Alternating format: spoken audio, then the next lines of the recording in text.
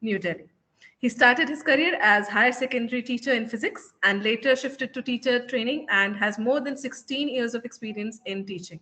He has published and edited books and has more than 50 publications that include research papers and articles in national and international journals. And units written for ODL instructions. He has presented papers in various seminars and conferences. He has delivered more than 200 expert talks that include lectures in national and international seminars, and also has acted as a resource person in various national and international workshops and teacher training programs held across the country. Also, he has contributed video lectures for MOOC programs, developed e-content for various courses, and has delivered more than 100 live lectures through radio and television. Sir is also associated with various national and international academic organizations. At present, he is the coordinator of postgraduate diploma in education technology and postgraduate certificate in adult education. He's also coordinating various courses for different programs of School of Education. Also, he's the coordinator of the MOOC, Selection and Integration of Technology and Education Processes, offered through the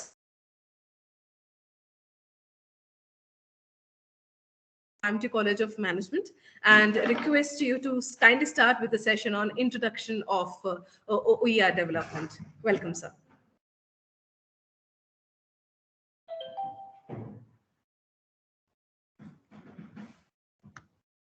Sir, I request you if you can kindly unmute yourself. Thank you. Thank you, Kaur Madam, and a very good afternoon to all the participants who are attending this 1 week online FTP. Thank the management of this organization and Dr. Bhanu also for inviting me to this lecture. We have a limited 1 hour session where we will talk about open educational resources. Let me, before starting this session, let me know what is OER, what is your understanding about OER and why it is into so much discussion nowadays. Let me repeat my question. You can make use of your chat box. I'm just asking what is an open educational resource and why it is gaining so much of relevance in these days in the teaching learning processes. Can you please, do they have the facility to make use of chat? I think that will be there.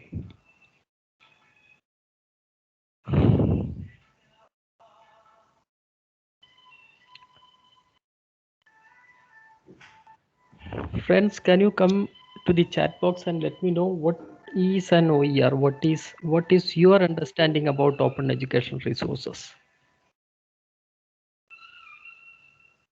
Let me see the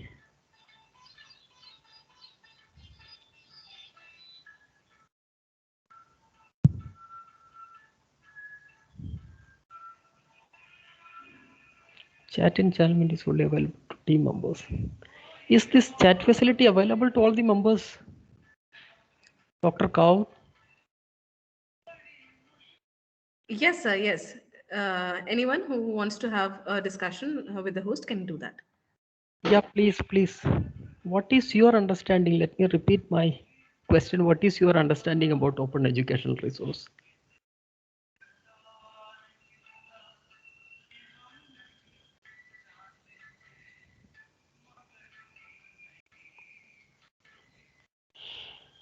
Nothing, no understanding. Or is this because this is a post-lunch session and you are into the sleepy mode?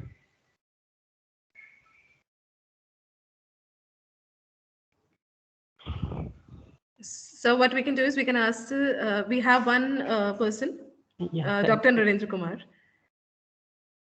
Let me see that.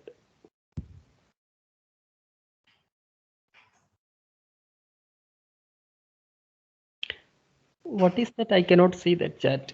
I am trying to.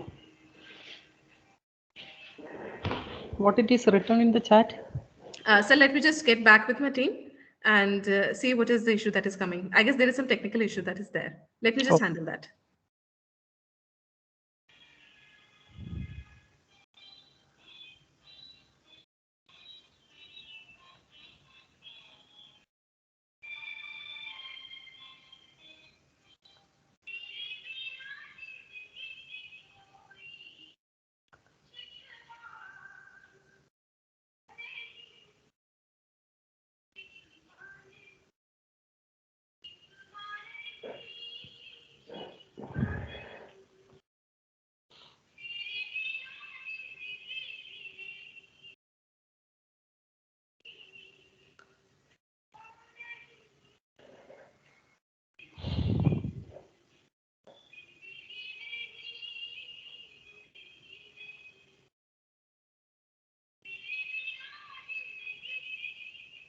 किसमें चल रहा है?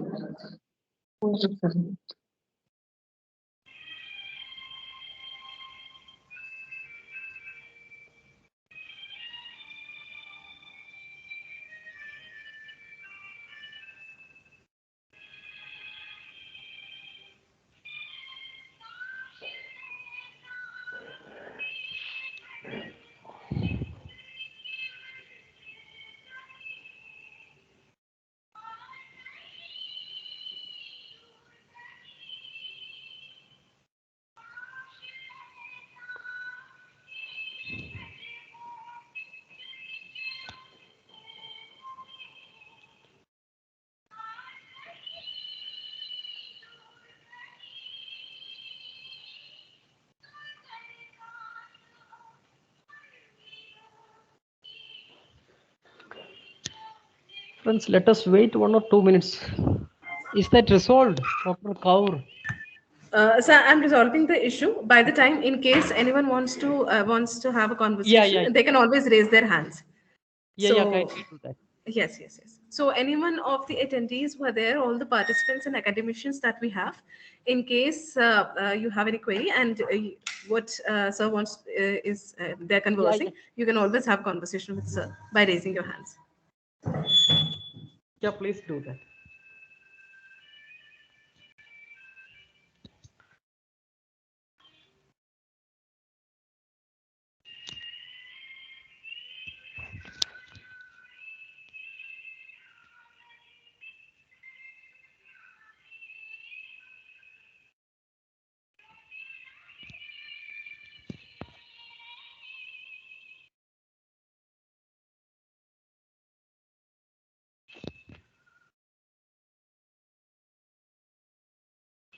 So friends, let us move ahead, okay? I don't think I'll get a response. If I get a response, I'll be more happy, okay? Anyhow, let us move ahead, friends.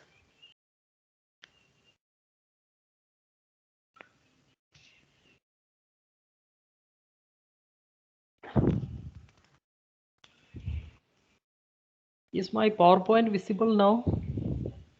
Yes, sir, it is visible. Okay. So friends, just before giving an introduction to these open educational resources, OER, I would just like to show you a simple slide, which is nothing but this is a comparison of how the conventional and the technology enabled classrooms or ICT integrated classrooms or so-called the e-learning facilities are used. I won't be taking much time, but this would help us to understand why the OER is gaining more relevance, importance in the teaching learning processes. If you look at the left side images, which is nothing but the conventional face-to-face or the traditional classrooms, where teaching is the primary job, for which both the teachers and students will be physically present in the classroom teaching. Both the teachers and students are physically present in the classroom and the learning experiences are provided. Many things, supplement to that, project, assignment, everything works, okay? Now, once the teaching is completed, the teachers also gives assignments, homework we call, okay? And most of the responses in a conventional, traditional or face-to-face classroom is usually the pen paper method of submitting answers, assignment responses, okay? Those who are into teacher training or those who have done B.Ed or Masters, they are aware about the national curriculum framework, where much emphasis is given to what we call the classroom discussions. So teachers sometimes may engage the students in the classroom discussions also. So this is also happening in the traditional classrooms or face-to-face classrooms. And the quarterly, half-yearly, final term and examination, unit test, everything happens. Okay. Again, for which the response will be pen and paper type of answering. So these are the activities which majorly happens in a conventional or face-to-face classroom. Okay. Now with the emergence of technologies, it's not only because of this pandemic, even before pandemic, teachers were using technologies. With the pandemic, the graph has gone little high or the upper side. Okay. So if you're converting, or if you're taking the activities which are happening in a conventional or traditional classroom into a virtual space, into a what we call a space which is not existing, okay, such a class, we call it as virtual classrooms, or many synonyms we use for that: web based classroom, technology enabled classroom, virtual classroom, e-learning, the latest being the MOOCs and all. Okay, what I'm saying is the entire process which is taking place in a conventional classroom is replicated in a virtual classroom. By that I mean, if there is teaching, then there has to be online teaching in a technology enabled classroom. If you are giving assignment, the same has to be here also, but the paper pen type of submitting answers will be automatically turning to be something which is electronic in nature. So they will be making use of all those text editor softwares like Google Docs, Microsoft Word, whatever software you have. So the electronic type of submitting assignment, virtual way of submitting assignment. Classroom discussions which are physically happening is turning to be with the help of many such softwares, and in a we use this umbrella term, the discussion forum. Those who have done the MOOC programs are very much aware about the discussion forum. Okay, it's not for just discussing the common issues. Rather, discussion forum is something which makes use of the theory of collaborative learning. Students collaboratively, they work in groups and learn something, construct knowledge on their own. Okay, so online discussions happens, discussion forum also. This was in physical mode, this is in virtual mode, discussion forum. And of course, the examinations now are conducted online. And this is also there in the MOOC courses, and those who have done MOOC are very much aware about that. At the end of the MOOC program, they are made to attend the examination, which are nothing but they will go to some examination centers where computers will be displayed, questions will be appearing in that computer, and they will attend the examination.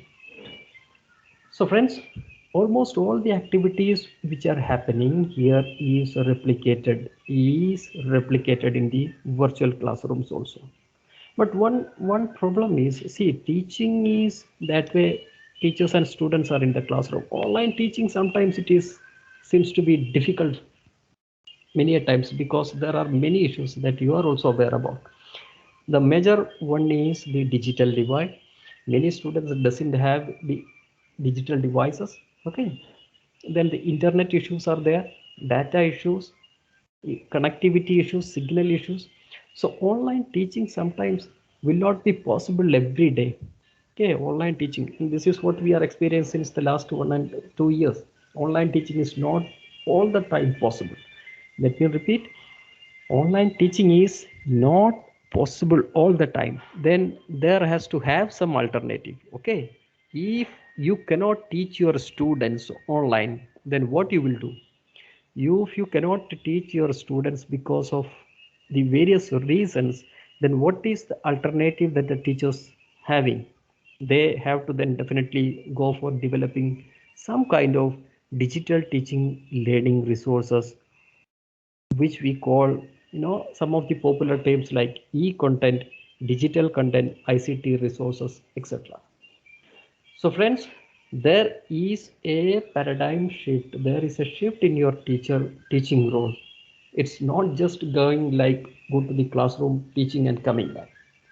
If you want to be a teacher, instructor, course coordinator, or program coordinator in the virtual classroom, you have to have then play these two roles. I mean, like you have to create digital resources, e-content, digital resources, or ICT resources, whatever name you are comfortable, you can use that. Okay, doesn't make much. I mean, like there is no much difference. All are electronic in nature, digital in form, whatever content we have. Now, this is not very easy that way. So for some teachers, this is going to be a tough task, creating a video program, creating a text material, creating a text material, simply word material, or using the Google Docs and creating a text material. Sometimes people find difficult to develop a audio program, design some graphics, images. Okay, so then the next role as a teacher you can play is you can curate the materials which are already available on the internet. Very clear. See how it is germinating, how it is taking a shape. Online teaching is not possible all the time.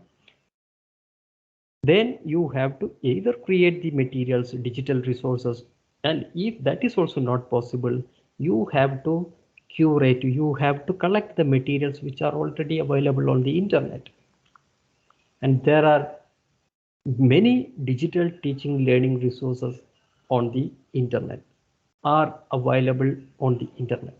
Many digital teaching learning resources. Okay, then you are going to be an e-teacher then. Okay, if you are teaching online, you are an e-teacher. So friends, you have to either create digital resources or you have to collect the materials which are available on the internet. But this has again a issue. You cannot collect the materials which are available on the internet because we cannot use others materials that way, okay, without taking permission. So even if you find a very good video on the internet, you cannot take that video material. You cannot download materials from the YouTube because legally it is not permitted. You cannot, let me repeat, you cannot download the materials which are available on the YouTube. Okay, because that is not legally permitted, but people do sometimes. There are many such text materials. Okay, if you find a text material which is related to your subject, which you find very useful for your students, you cannot use that. You cannot use that without taking the permission. Okay, so then the next alternative is coming into our teaching learning processes or technology enabled learning processes, which is nothing but the open educational resources. Open educational resources. So friends, one of the important points is you cannot take any material without taking permission. Then the next option would be whether there are any resources which are available which you can take without asking the permission, which you can take without asking permission. Let me repeat, whether there are any materials which are available on the internet which you can take without any permission.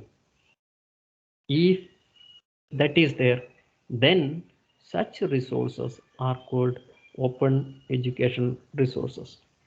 This is the simplest way which you can understand the materials, digital resources which you can take without permission. But there are a couple of things which are associated with open educational resources that we will see. Okay, so as a teacher, see, if you are a face-to-face classroom teacher, or if you are teaching in a face-to-face college or traditional conventional college or university or school, we develop many resources, teaching materials like the what we call the lesson plans, teaching aids, models, and a chart paper. This we usually make.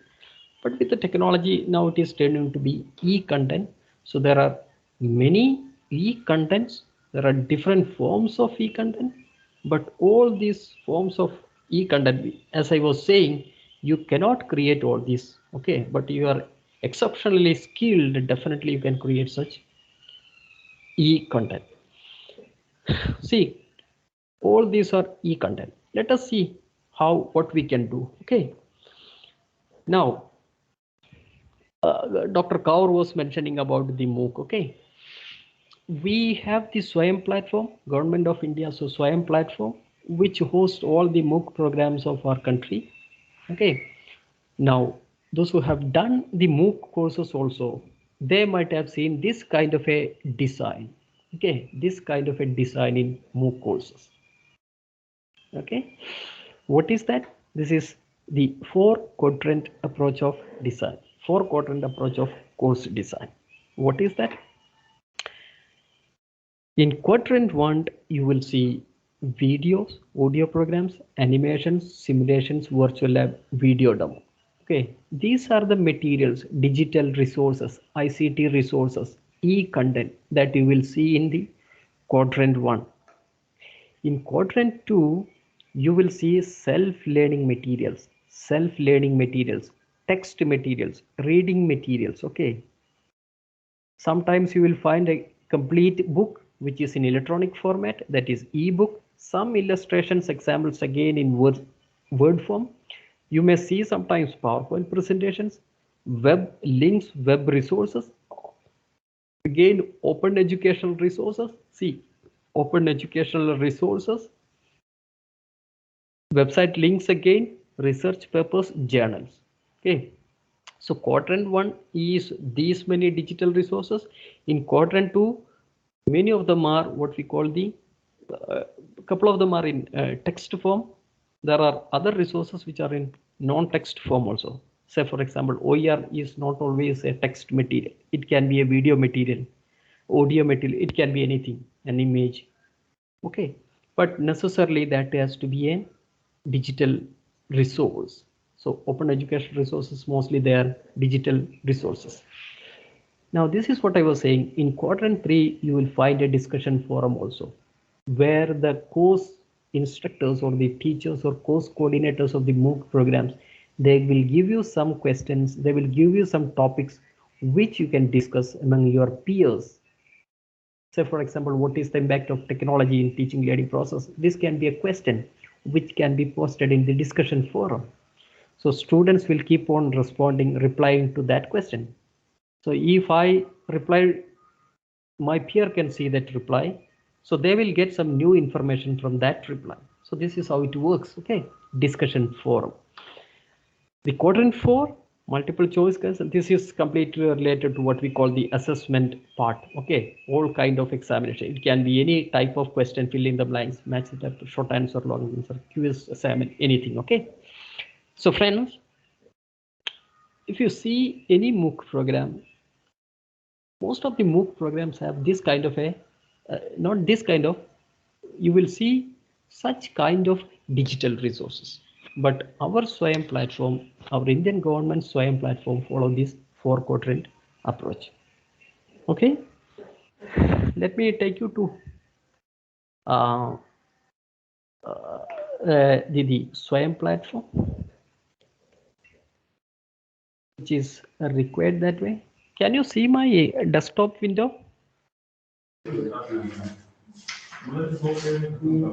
Yes, sir. Okay, thank you. Yeah, I'll be taking you to a couple of.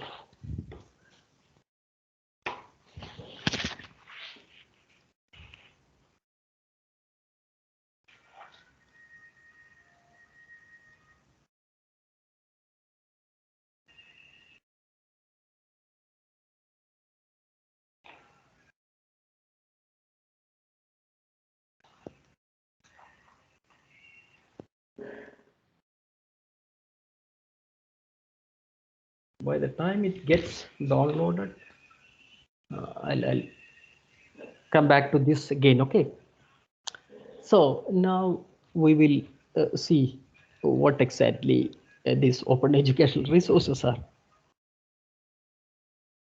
Okay, just to give you some kind of a definition, for that sake I am giving. See, okay, OERs are teaching and learning and research materials in any medium, digital or otherwise, that reside in the public domain or have been released under an open license.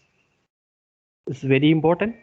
Okay, have been released under an open license that permits no cost access, use, adaptation and redistribution by others with or no limited restrictions.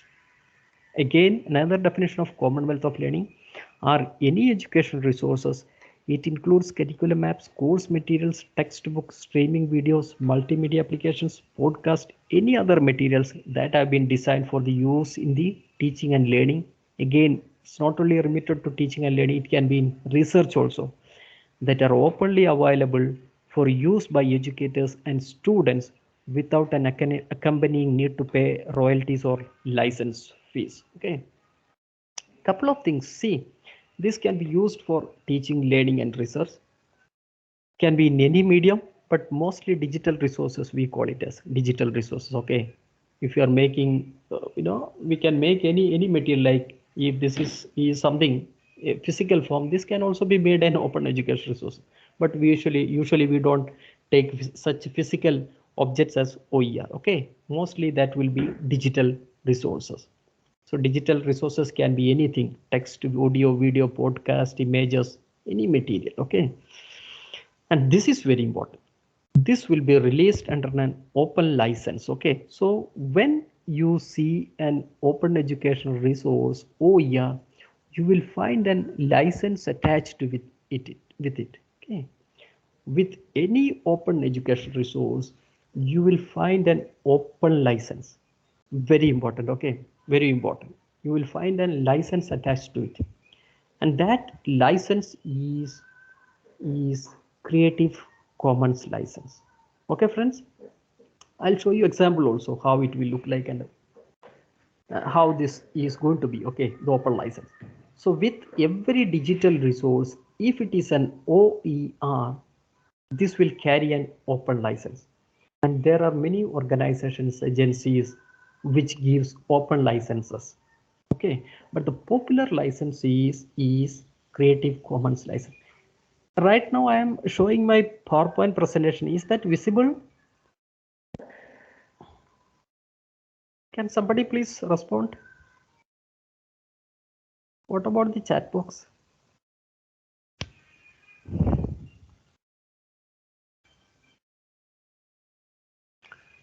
Can somebody?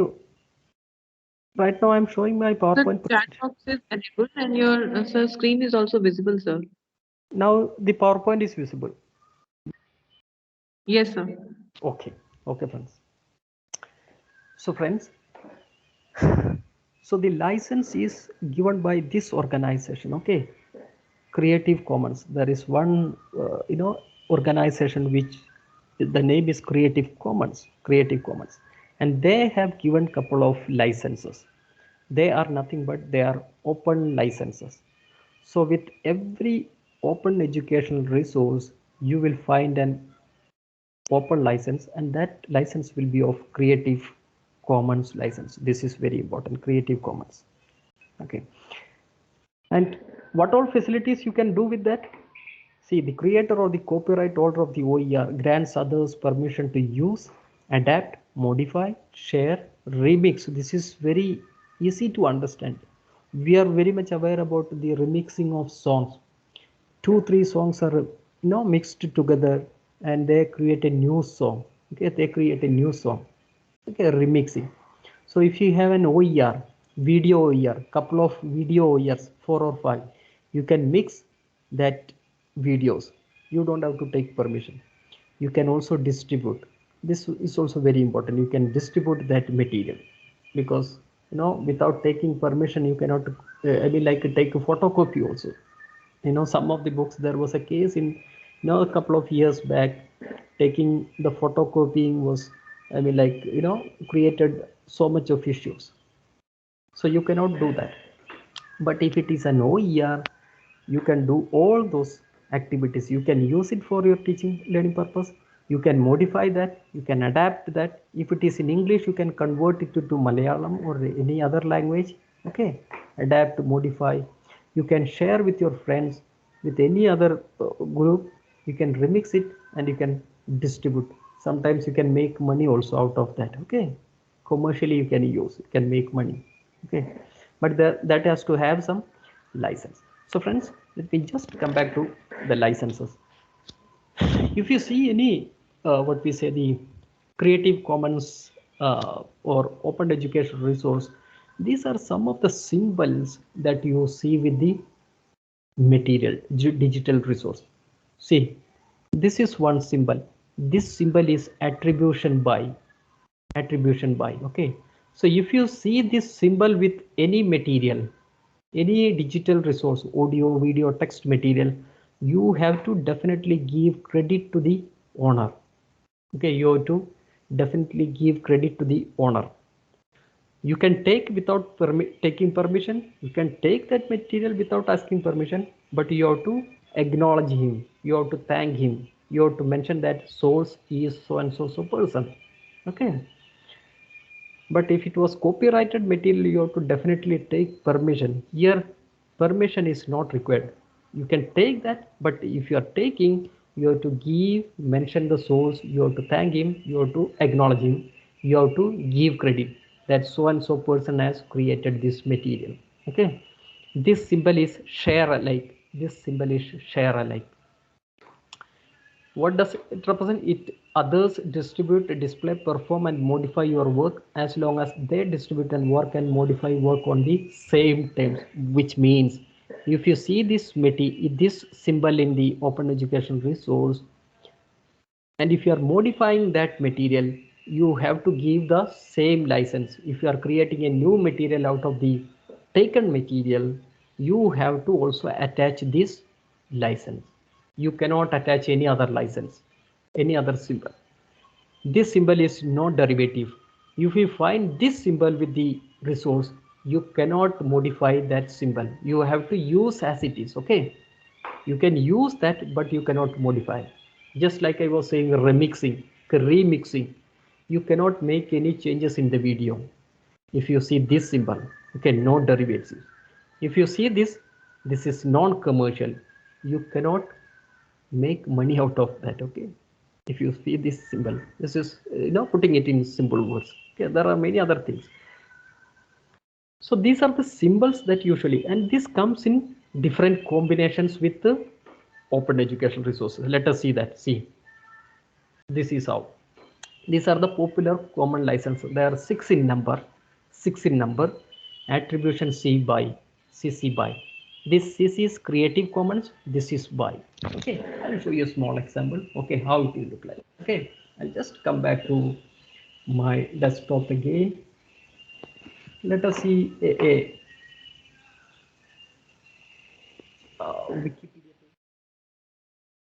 because Wikipedia was not having any license before. Okay, but now Wikipedia materials are what we say. We'll search for something. Okay, say for example, virtual reality. I'm searching this virtual reality. Okay, so this is the text document which I got from Wikipedia. Okay, and I was saying you cannot take these materials, some years back, because this was copyright of the Wikipedia. You cannot take this text and use it in your teaching learning process, or you cannot put it in a research article or research paper, because that will create legal issues. Okay, but now all the text materials which are available in the Wikipedia, if you come down, you can see that somewhere it is written this is OER. Okay, let me see whether it is there or not.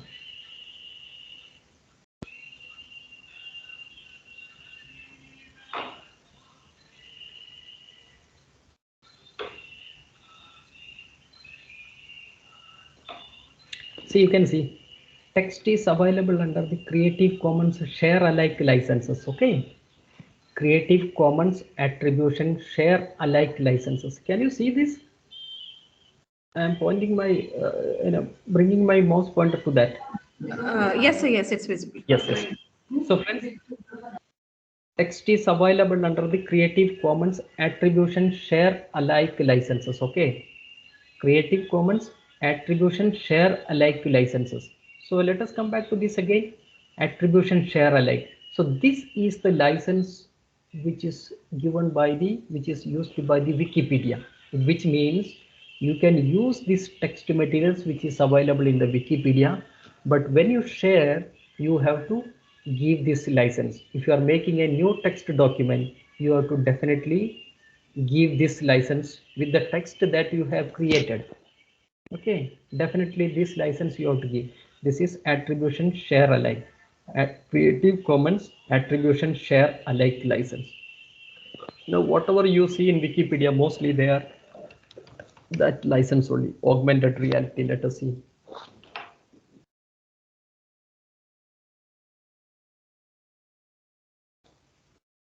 Let us come down. Again, the text is available under the Creative Commons share alike license. Okay, I was talking about this. Let me just sign in and show you this. So friends, just to give you an idea, see the materials that you see, the open education resources that you see will definitely carry any of these 6 licenses. Definitely. Okay, these are open licenses. And this is given by this organization, Creative Commons.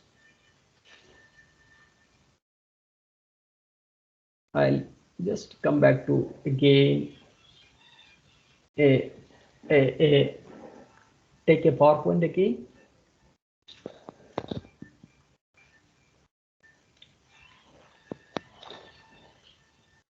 This is my own PowerPoint, okay?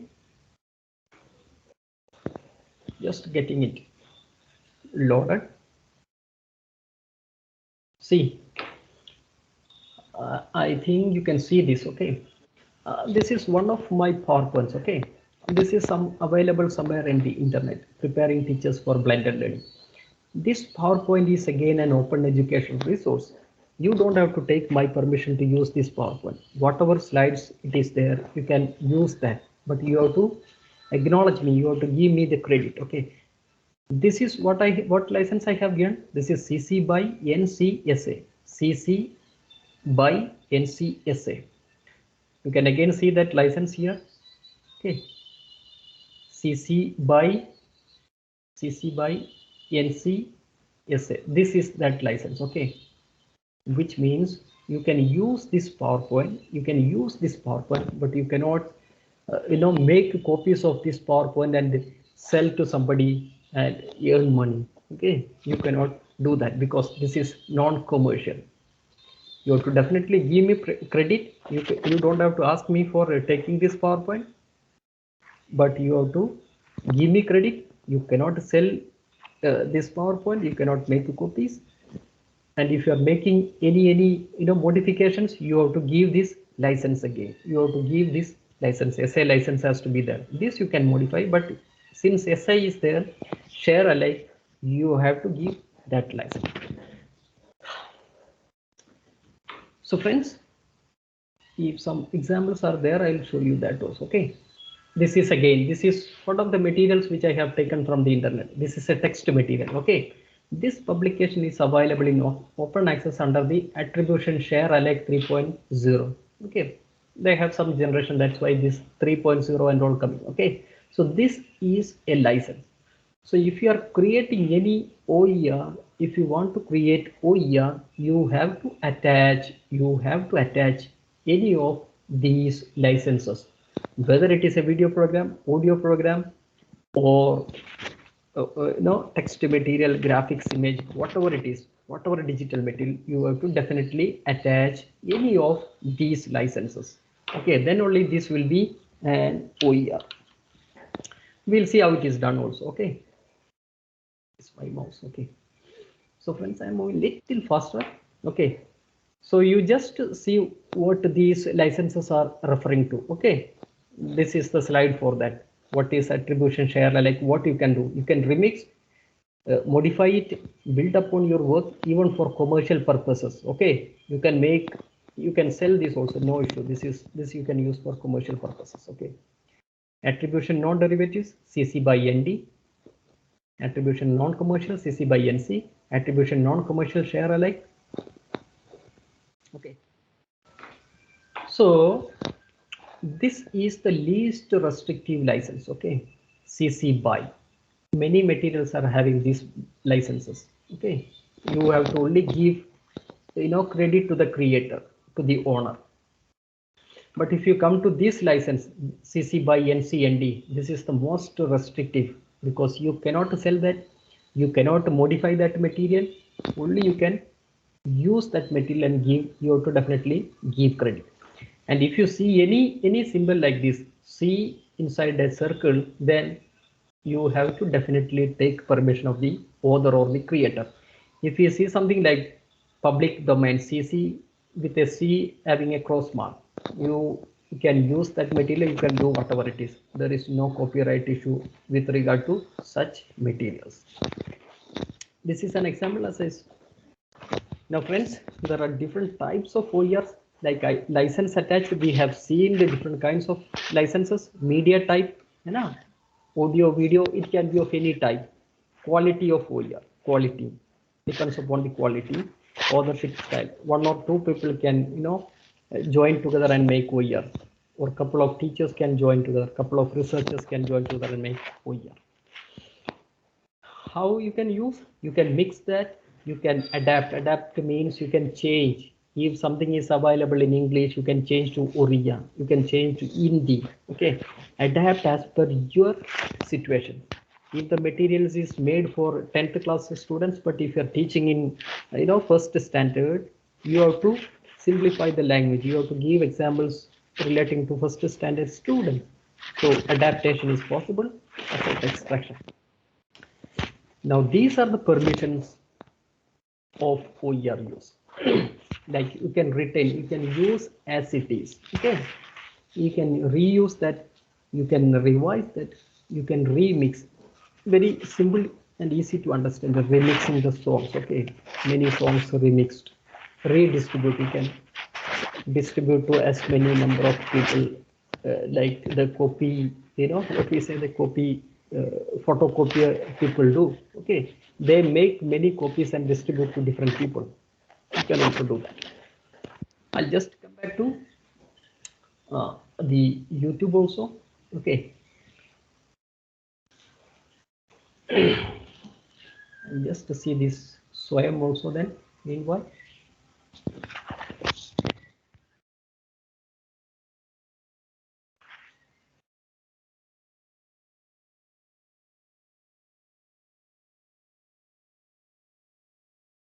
Say this is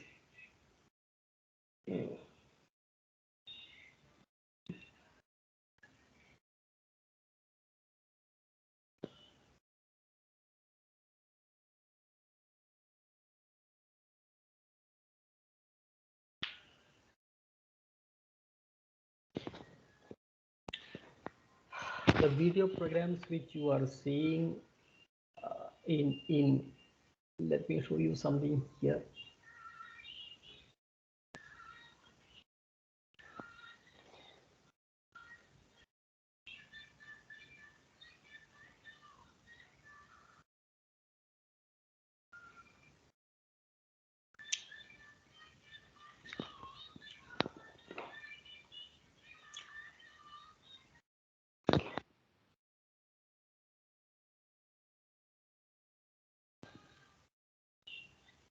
Let it get.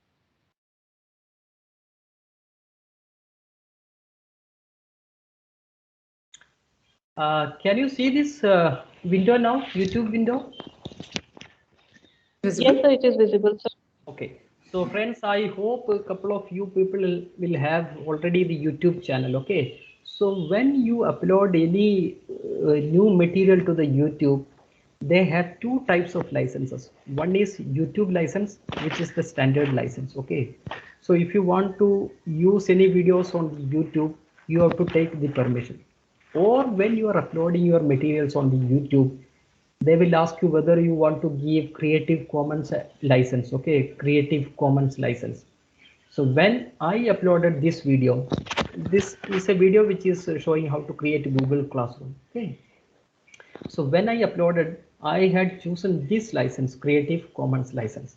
So again, the thing is, if somebody wants to use this video for their teaching learning purposes, you don't have to take my permission. Of course, you can use that. You can download this. If you find some part is not good, or if you want to add some new portion to my video, of course you can do the editing. This is what we call the remixing. Okay, if you want to add more content to this video, of course you can do that. Otherwise, downloading is legally not permitted with the YouTube videos. If you see any videos of this kind having Creative Commons attribution license, Creative Commons, this is what I was saying in the beginning. Open license is given by the Creative Commons.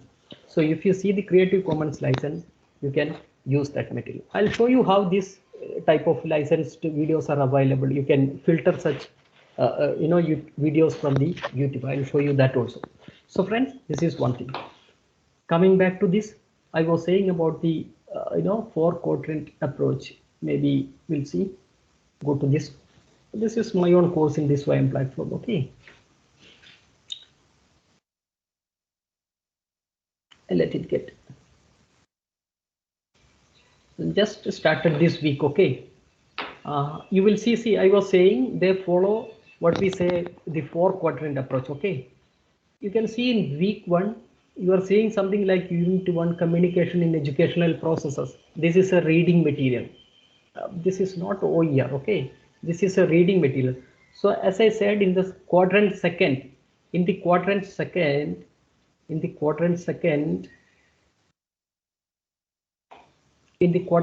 are seeing self-reading materials, ebook, everything. Quadrant 1 is video, audio, okay? So this is what you are seeing. This is a reading material. This is a video, concept of communication. If I click this, it will take you to YouTube. Okay. You can see a video here. Okay, this is a video. Again, process of communication is a video. This is also video. Type and barriers. Okay. In week 2, this is just started the previous week. Okay. This is week 2. Again, some materials. Okay. Here you will find some discussion forum questions also. If you want to see that, you have to come to this link, ask a question. So friends, that part is over. So let us come back again to this OER.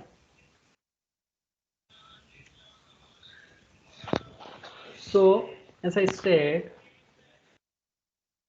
two things very important, 2-3 things. One is the open license. The second is you can use that. You can do all these activities, reuse, revise, remix, whatever you can do, that is possible. You don't have to take permission, but you have to give license. Now let us see how you can create a OER. This is also there in our discussion topic, how you will create an OER. If you want to create an OER, very simple. Okay. What I did when preparing this now, this is a PowerPoint, as I was saying in the beginning. Okay, preparing teachers for blended learning. After making this PowerPoint presentation, I have attached this Creative Commons license. Okay, I have attached this Creative Commons license, and you can see in the downside, this work is licensed under Creative Commons Attribution Share Alike, non-commercial share alike 4.0 license. If you see, the Google image, you will definitely get that image. Otherwise, if you are not very sure about the license, what kind of license you are planning to give your material, that material can be any material. It can be a text, audio, video, graphics, image, whatever it is. Okay. So what you will do, we'll go to Creative Commons website.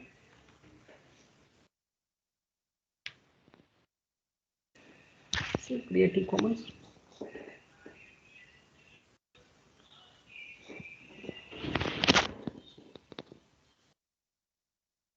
This is the Creative Commons website. Okay. Now here also you will get many text materials. See, just to search here, somewhere there is, if you want some Creative Commons images, okay, CC license images, you can click here, search for CC images. If you want to publish any text material, you can share, because this is a kind of a repository also, open education repository, where you will find a number of what we say text materials. Okay, we'll just move down.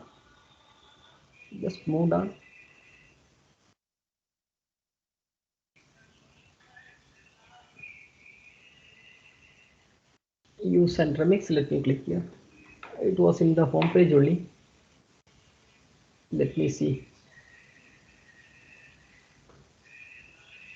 Share your work. Let me click that also. Yeah, see. So friends, you have to click on share your work. Okay, share your work. Now this will help you to choose a appropriate license. Okay, for that, what you will do, you will come to share your work. What I'm saying is, I told you there are 6 licenses. If you are confused about what license you want to give to your material that you have developed, like a video program, if you want only simple license like CC BY, or if you want your people to give the same license that you have used, then this should be used. For non-commercial, this has to be used. If you don't want to make any changes in that, you have to use this license. So if you are confused about selecting which license you want to use in your material, you can depend on Creative Commons website. Come to Creative Commons, share, click on share your work, then choose a license, get started, click on get started. Get started. Okay, see, allow adaptations of your work to be shared, whether you are allowing people to make any changes in that. Okay, if you want to give the permission, click yes. If you don't want to give, no. Okay, allow commercial use. See, when you click no, they will, by default they will generate the license for you. Selected license, attribution non-derivative 4.0 international. If you click on yes, see, you can see the change in license. Okay, I'll just move a little down. See, yes, as long as others share alike. If you want others to give the same license that you have used, you can click on this. See the license, now it is changed. Whether you are allowing any commercial use, yes. If no, see the license changing. Okay, so these are the options available for you, and when you select the appropriate option, you will get any of these 6 licenses. Very simple and easy. Okay, as I did in my case, the PowerPoint presentation which I have used, BYNC share alike. Okay, so you select, let me repeat again, you come back to your Creative Commons website, click on share your work, click on get started, you will get these features. Okay, this you can simply copy. Okay, copy link address, or this you can share also. Somewhere there is a sharing page. Yeah, copy this code, let your visitors know. Normal icon, compact icon. This you can copy. This also you can copy. Okay, if you have a web page, you can directly copy to that. So friends, I hope you have understood how you can how you can choose the license from the Creative Commons website. Even otherwise, it is not an easy, it's not a big task. You can simply go to Google Images and you can copy from there also. Okay, I'll just go to Google Images. I'll show you a couple of things where OER materials are available. Okay, here you can search for the materials also. Okay, this is for images.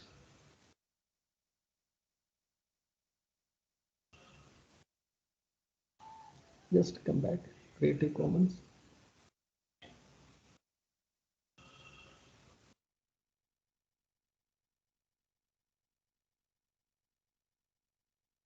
There are many places. Search the website. Augmented reality. If you want some text materials which are OER, just type here augmented reality. Sorry, nothing matching. Let me select something which is very popular. ICT. ICT.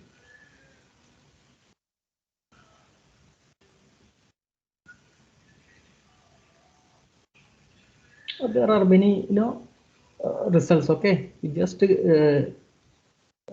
select the material which you find suitable and see whether it is OER. Most of these materials, text materials available here are CC licensed or OER materials. Okay. Wikipedia I have already shown you. Now, see, when we create the text materials, let me come back to this again. Now, So you will develop the text materials, audio or video. Then if you want to make it an OER, you have to definitely attach the open license. And if people want to use that, this has to be available in the internet, on the internet. Okay, so where you will share that? If you have your own website, share there. If you have social media website, share there. If you have institutional website, of course you can use there. Repositories, any OER repositories like the Creative Commons I was saying. Okay, there are many places which you can build online also. Then your WhatsApp, Facebook, YouTube is also a social media. Okay, everywhere you share. If it is a text materials, see which is suitable. If it is a audio material, see which is suitable. Then upload the materials there, attaching the open license. So that is one part. Okay. Now friends, when you are developing a text material, we need some images. Okay, as I said, you cannot take images without taking permission, but there are many websites where images are open educational resources, OER images, like Wikimedia Commons. You can see Pexels, Pixabay, Flickr, Unsplash, Fox. The images available in such platforms are OER images. Video OERs, YouTube, Vimeo, FedEx, TED, many are there. Audio OERs, you are developing a video program, you want some music to be played at the backdrop. Okay, then take the music files from OER websites, audio OER website like Audio Archive, Bandcamp. You will get from Pixabay also.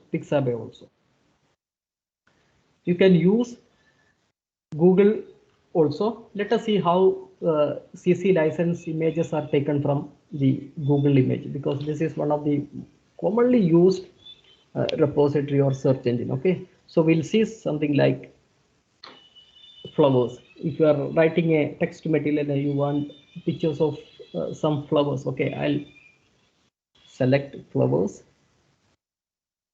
See, can you see this Google image? Can somebody please respond? Yes, sir. Thank you. So friends, come to Google, you will type the keyword here, then you will click on this tools. Okay, you can see something like tools. You click on that tools, see what is the change happening. Okay, when you click on tools, something is toggling. Okay, any type, not this one. Oh, first we'll come to images. Okay, sorry. So flowers, then you will click on tools. See, when you click on tools, what is happening? You can filter that by size, color, type, time, usage rights. See, when you click on usage right, you will see all Creative Commons license, commercial and other licenses. You have to click on Creative Commons licenses. So these are Creative Commons license images. Okay, OER images. You can use these images, but you have to definitely give credit. Okay, where it is taken, which website it is taken, that you have to definitely acknowledge, give credit. So many of these images are OER images. Vehicle. Okay, let me repeat again. Vehicle. I am just typing a keyword vehicle. I'll click on, all these are copyrighted images, you cannot take as it is. You will click on tools, you will click on usage right, you will select Creative Commons license. Okay, so these are creative OER images. Now I will also show you how it is taken from the YouTube. Okay, I'll just close a couple of them, otherwise this may create some issues.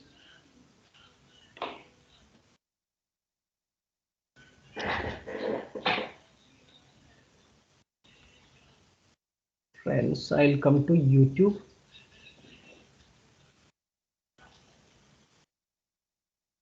This also I'll close. YouTube. If you want to get the OER videos from the YouTube, you will go to YouTube.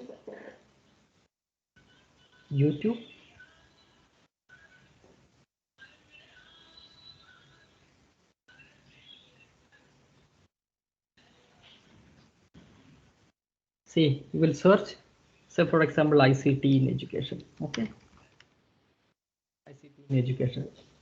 Giving a keyword and I'm just searching for the videos. So these are the videos. Many of these videos are YouTube licensed videos. You cannot take without permission. If you want CC licensed OER videos, Creative Commons videos, you have to click on filters again. Okay. See, you will type the keyword here, then the videos will be appearing. You will click on filters. Then you can upload date, type, duration, features. When you come to features, you can come down.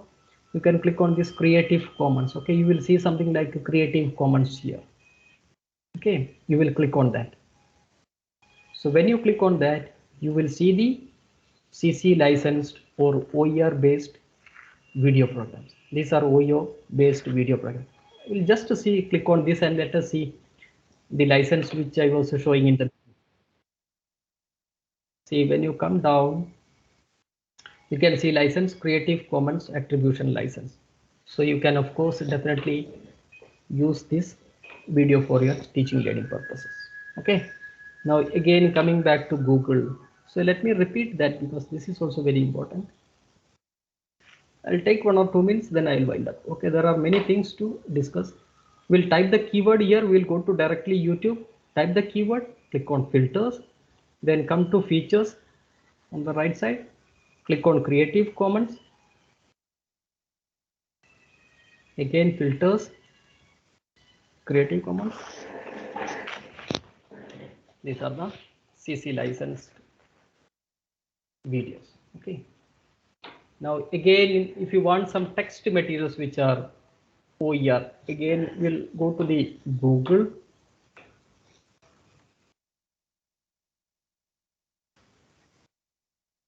Or ICT in education. ICT in education, we are searching for some text materials, okay, word materials. So these are the word materials appearing, text materials. We'll click on more, somewhere, let me see.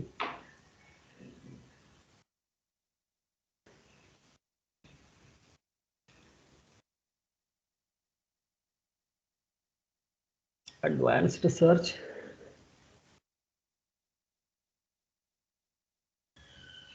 Come down. You will see usage rights here, okay, usage rights.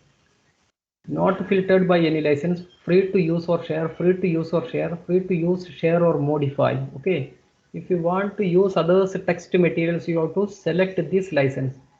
Okay, if you want to modify. Advanced search. Okay, so the text materials then appearing will be mostly, it's not definitely the OERs, but many of the research, many of the search results will be OER materials. So friends, let me repeat that. Come to ICT in education, click on this settings button, right side top, then click on advanced search, then come down, take usage rights, select the license which you feel. This is not the CC license, okay, but you will find, you can find materials which you are free to modify, even for commercially. Click on advanced search.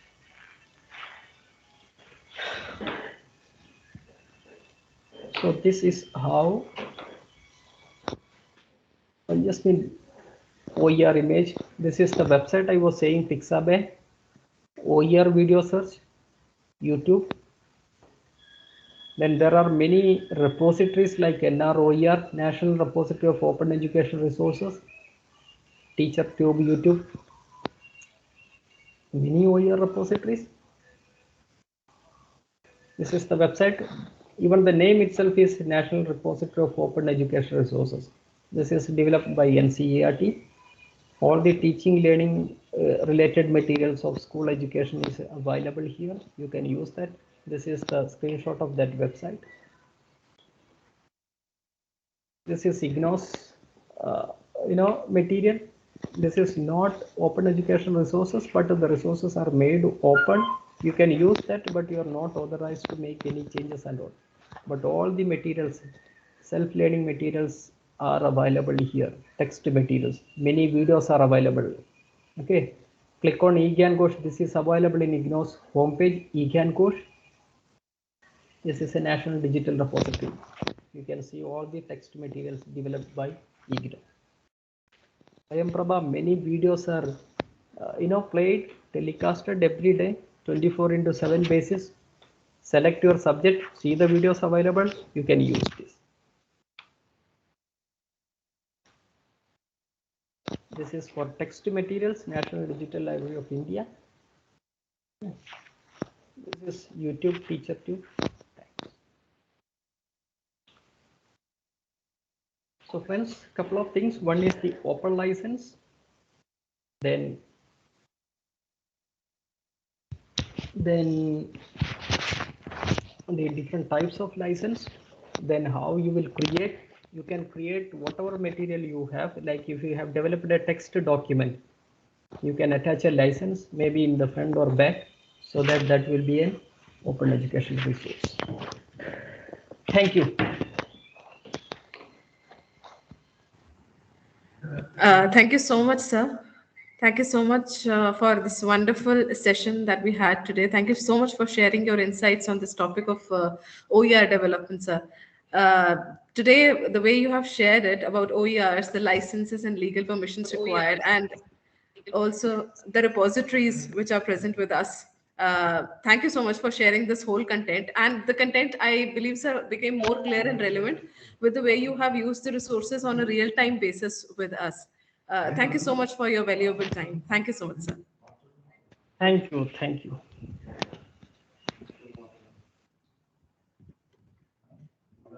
So if you have any doubt, you can ask. Otherwise, I can leave now. I'll share this PowerPoint presentation with you. You can share with your... Sure, sir. Sure. Thanks a lot, sir. Bye then. I hope there is no doubt. You have any queries? So I do not have any query with me as such at the moment. Saumita. Let me just see to it, sir.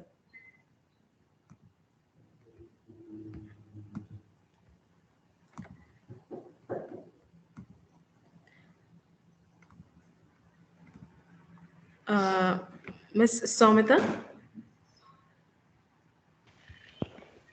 Miss Saumita, I have given you the rights. In case you have any query, you can ask, sir. Good afternoon, sir. Good afternoon, madam. Sir, thank you so much for such a nice PPT presentation and a class. Actually, this is an afternoon session. Most of us generally feel very sleepy. But the way you have explained and the things that nobody would know till now, sir, and you have explained in such a lucid and such a nice way, sir. And I am myself a teacher in Jawahar Navodaya Vidyalaya, which is under MEO, Government of India, sir. I attend, sir, the Nishtha and Diksha classes. Wait, and it is compulsory for us for all the videos courses from 1 to 12. And I have completed everything and they are exceptionally good. And my question to you, sir, as you told that there is one all rights reserved when we say C. For example, I have an account in Poem Hunter. So I write poems. Now, for example, when I am uploading the poem, it can be any text or whatever it is almost like it is not educational, but it is some content which is original. Now, I don't want anybody to modify it. Now, what should I do so that it is not touched by anybody and it is not modified? Because just writing C at the end, all right, reserve doesn't mean that. So how can I do that, sir? Can you explain me, sir? Thank you. See, Soumya, I think that is the only possible option which you have. Okay. Those who wait.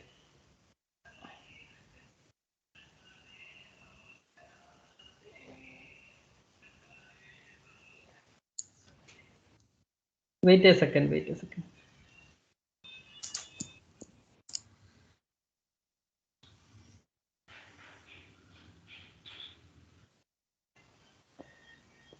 This PowerPoint is visible now.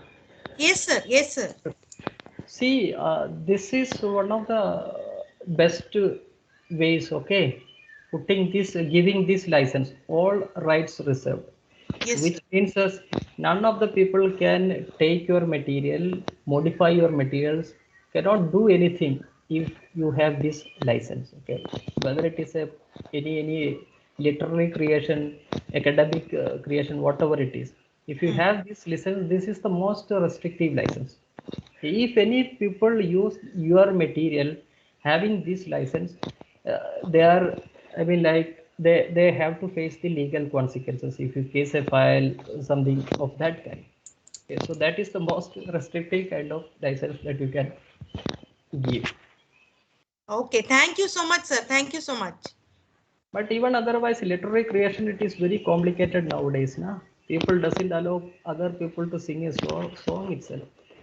In Bollywood and all, we have seen many such cases. Literary creations are into too much trouble that way. Because Thank you so much, sir. I'm very happy to listen that you are a teacher of Navodaya, because I am an ex-student of Navodaya from Kerala. Thank you so much, sir. It is something I am going to share with everyone, that this is how we are serving the nation truly, by catering to the latent talent of the country. Thank you so much, sir. Thank you, madam.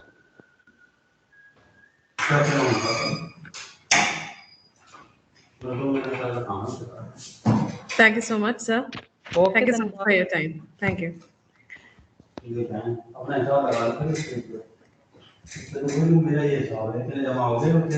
So, moving ahead with our session, it is my pleasure to introduce you to our speaker for the second afternoon session, Professor Mohammad Ubaidullah Bokhari. Professor Mohammad is presently working as professor in Department of Computer Science, AMU Aligarh, and principal investigator of the ambitious project NMEICT ERP Mission Project, Government of India. He worked as chairman Department of Computer Science from 2014-17 and from 2010 to 12. He has also worked as associate professor and director of studies in Australian Institute of Engineering and Technology, Victoria, Melbourne. Professor Bokhari has vast teaching experience of more than 23 years. His guidance has been to more than 300 students of PG level have completed project dissertations, as well as more than 200 projects at UG level. So Professor Bokhari obtained his doctorate in the field of software reliability and master's degree in computer science from AMU.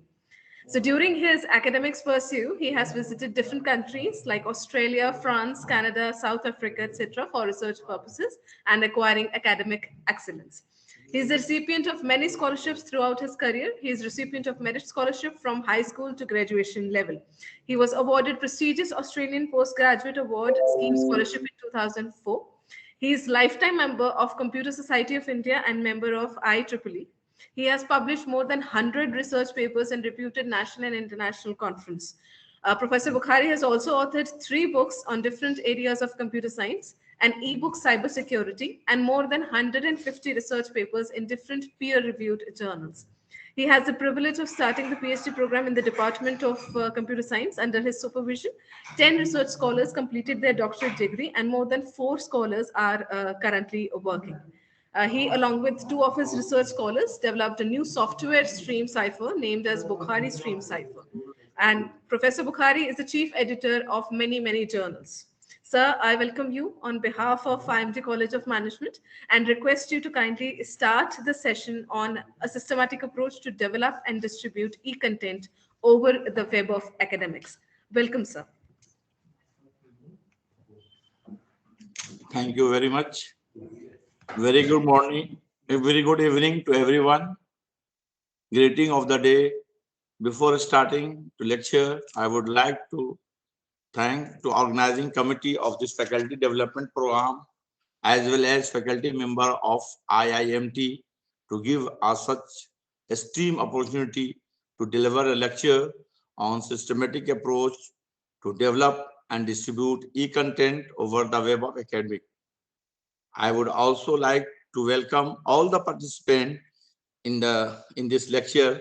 Hope you will find useful in your career pursuit. So my lecture, the content will be based on e-learning, importance of e-learning, and the distance versus e-learning, and discuss about the e-content and how to develop and design a content. What are the e-content tools are available, and how you will distribute e-content over the web of academics, and the government of India, what initiatives by the government of India for academic e-content and online learning platform, what are the available online learning platforms, and overall summary. So already Ritama has already introduced myself. I'm working as a professor in the Department of Computer Science from 1989, about 32 years, more than 32 years. And I worked 2 times as a chairman Department of Computer Science from 14 to 17 and 2010 to 2012.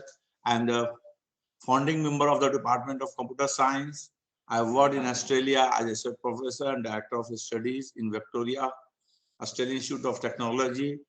And my field, I have completed PhD, and also I visited different countries. I've already, Madam has explained. And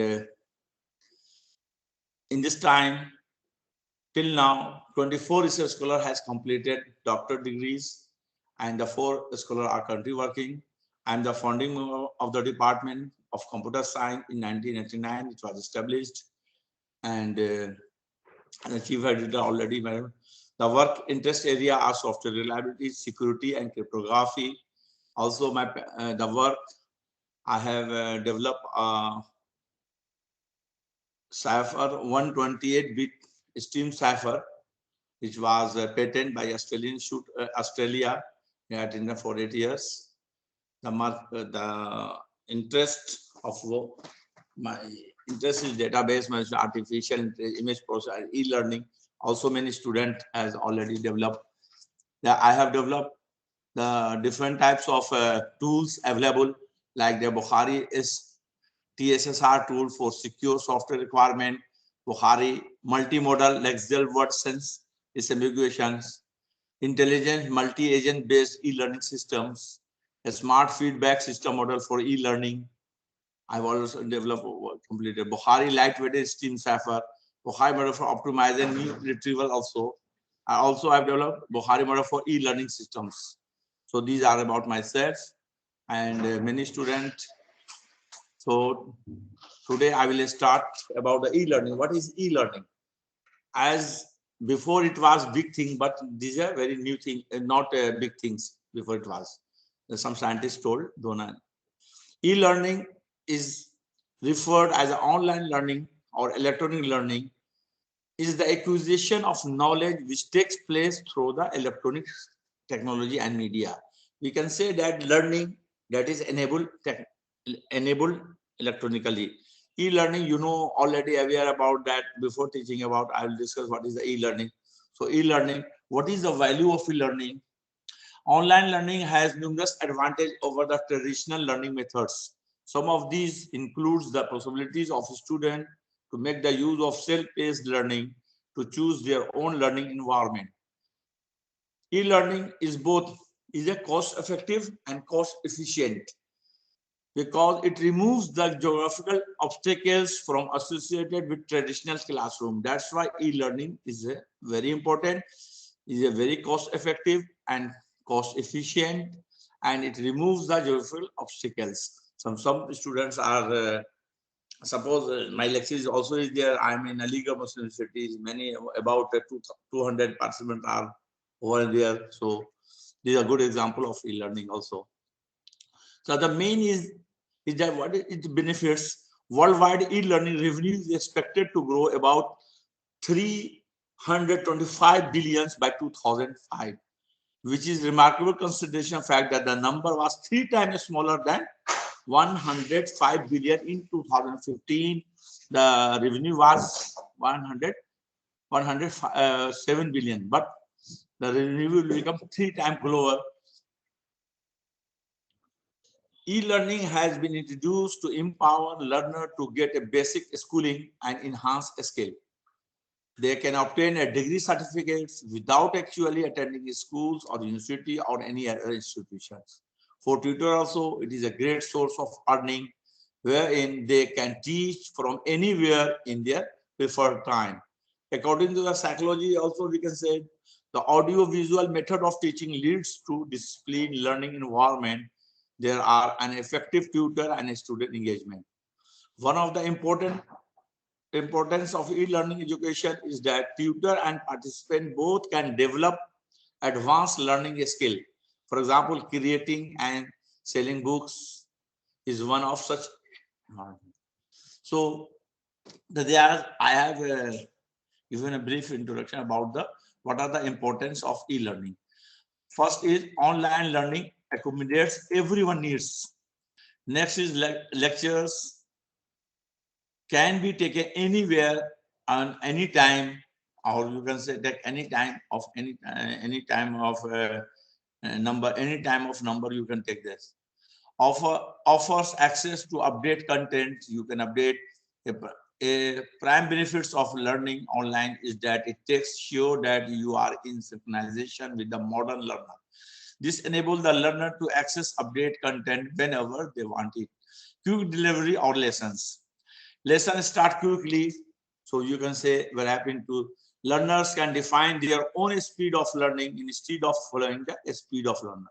So it will depending on some students slow learners, some students are quick learner. So depending on that, you can review the lectures more than 2 times. You can listen lecture 2 times, 3 times.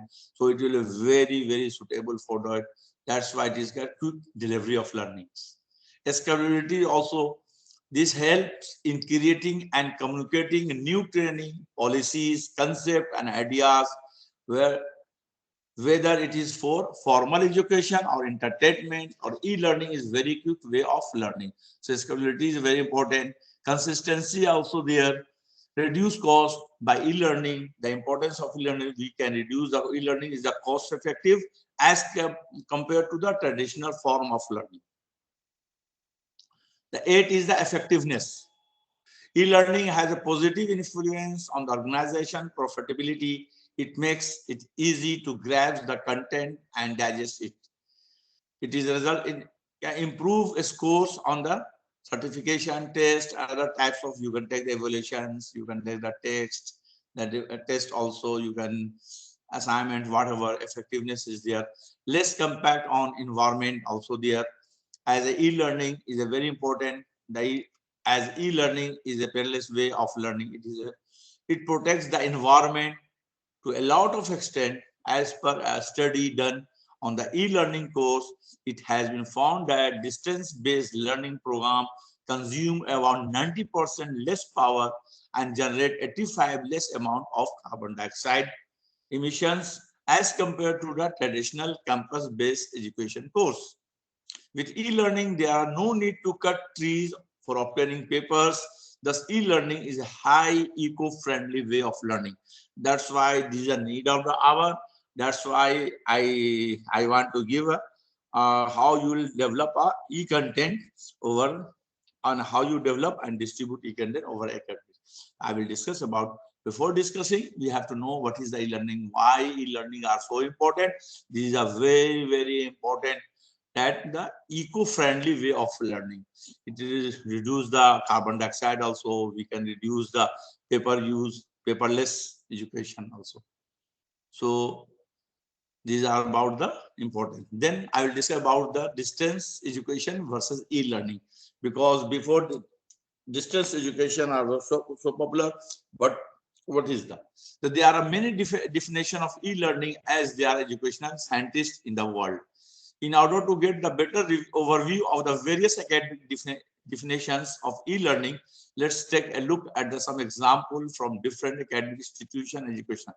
I have given an example of this one, distance learning, and this is of that by using of internet, and that you can use. One side I have given a distance, one side is a visual example of that. Sarah Gori Rosenblatt from the Open University of Israel explored the exact definition of e-learning in great detail in 2005 research paper given the distance education and e-learning not the same thing they have given in 2005. She defined e-learning as electronic media used for various learning purposes ranging from conventional classroom add-on function to online substitution for face-to-face meeting with online encounter. So this is an example I have given a visual difference what is the, and for that distance education. Carl Maker defined e-learning as instruction delivered through digital devices with the intent of supporting learning in 2016. They have given it. Arkotful and Ubaidullah defines e-learning as using information and communication technologies for enabling access to online teaching and learning resources. In 2015 research paper, they have discussed the name of this research paper are the role of e-learning, advantages and disadvantages of its adaptation in IIS. You can see the paper and you can read and you are able to learn what is the advantage and disadvantage of all that. So this is the difference between e-learning and that. Moving into internet resources, e-learning, government has defined e-learning by utilizing electronic technologies for accessing educational curriculum outside of traditional classroom. So these are example I have given. These are traditional, many students are working and that. Then we have to know about the example of e-learning. What are the example of e-learning? E-learning has vast amount of user across all sectors of the society, and the available example of e-learning used effectively are adult education, cooperative e-learning, and online colleges. Adult education is also very important. Cooperative e-learning also, the company also trained the person because some persons have joined about 20 years before. You know, computer science. We can say we are lucky or unlucky. We have joined computer. If you have joined in computer, you have to improve yourself. Skill environment. To skill environment, the cooperative start e-learning. So I will give one example of distance adult e-learning. These are very good example for the teacher is teaching and the visually. For adult online learning often manages to solve numerous challenges adult learner face during studies. Online learning allows them to progress at their own pace, to submit assignment, to take assessment at time best suited for them. Because adults are there, they are doing job in the market, they are earning the money for the society, for the family also, for the parent here, for the family. So at that time they are not able to, it is very difficult to continue education. So depending on that pace, time, they can submit assignment, they can pass them. This kind of flexibility is especially beneficial for adult learners because they can force to balance employment, family duties, and online learning together. So they want to gather together do both things. Family pressure also there, and their money they have to earn, and also they want to. This is called adult learning.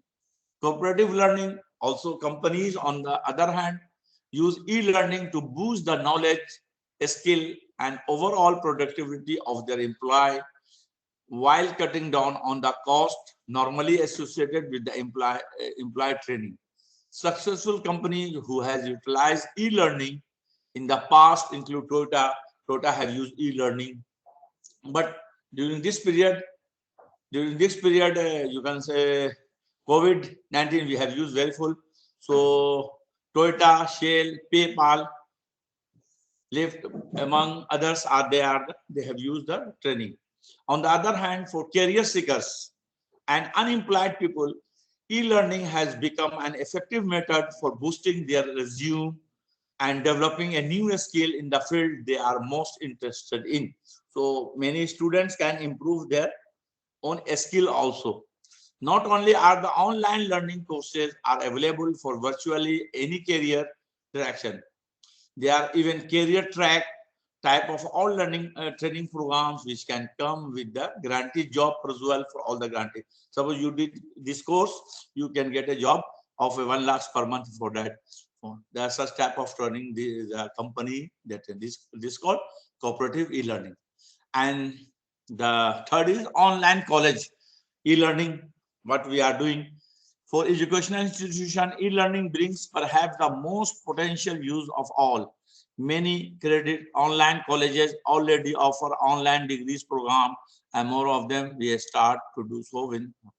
So these online also e-learning degrees enable universities to accept considerably more students. With e-learning, universities have the chance to become more international than ever before. By e-learning, the quality you are able to improve the quality of education. The status of the institution will be at international level. You can improve with increased amount of admitted student and reduced cost.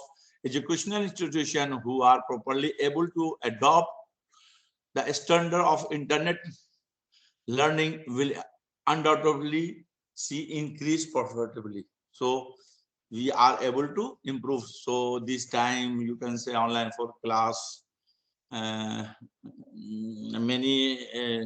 11, 9 class, 10 class, or you can school learning also online as there. So what is the future of e-learning? Till now I have discussed about the what is used, where it is used.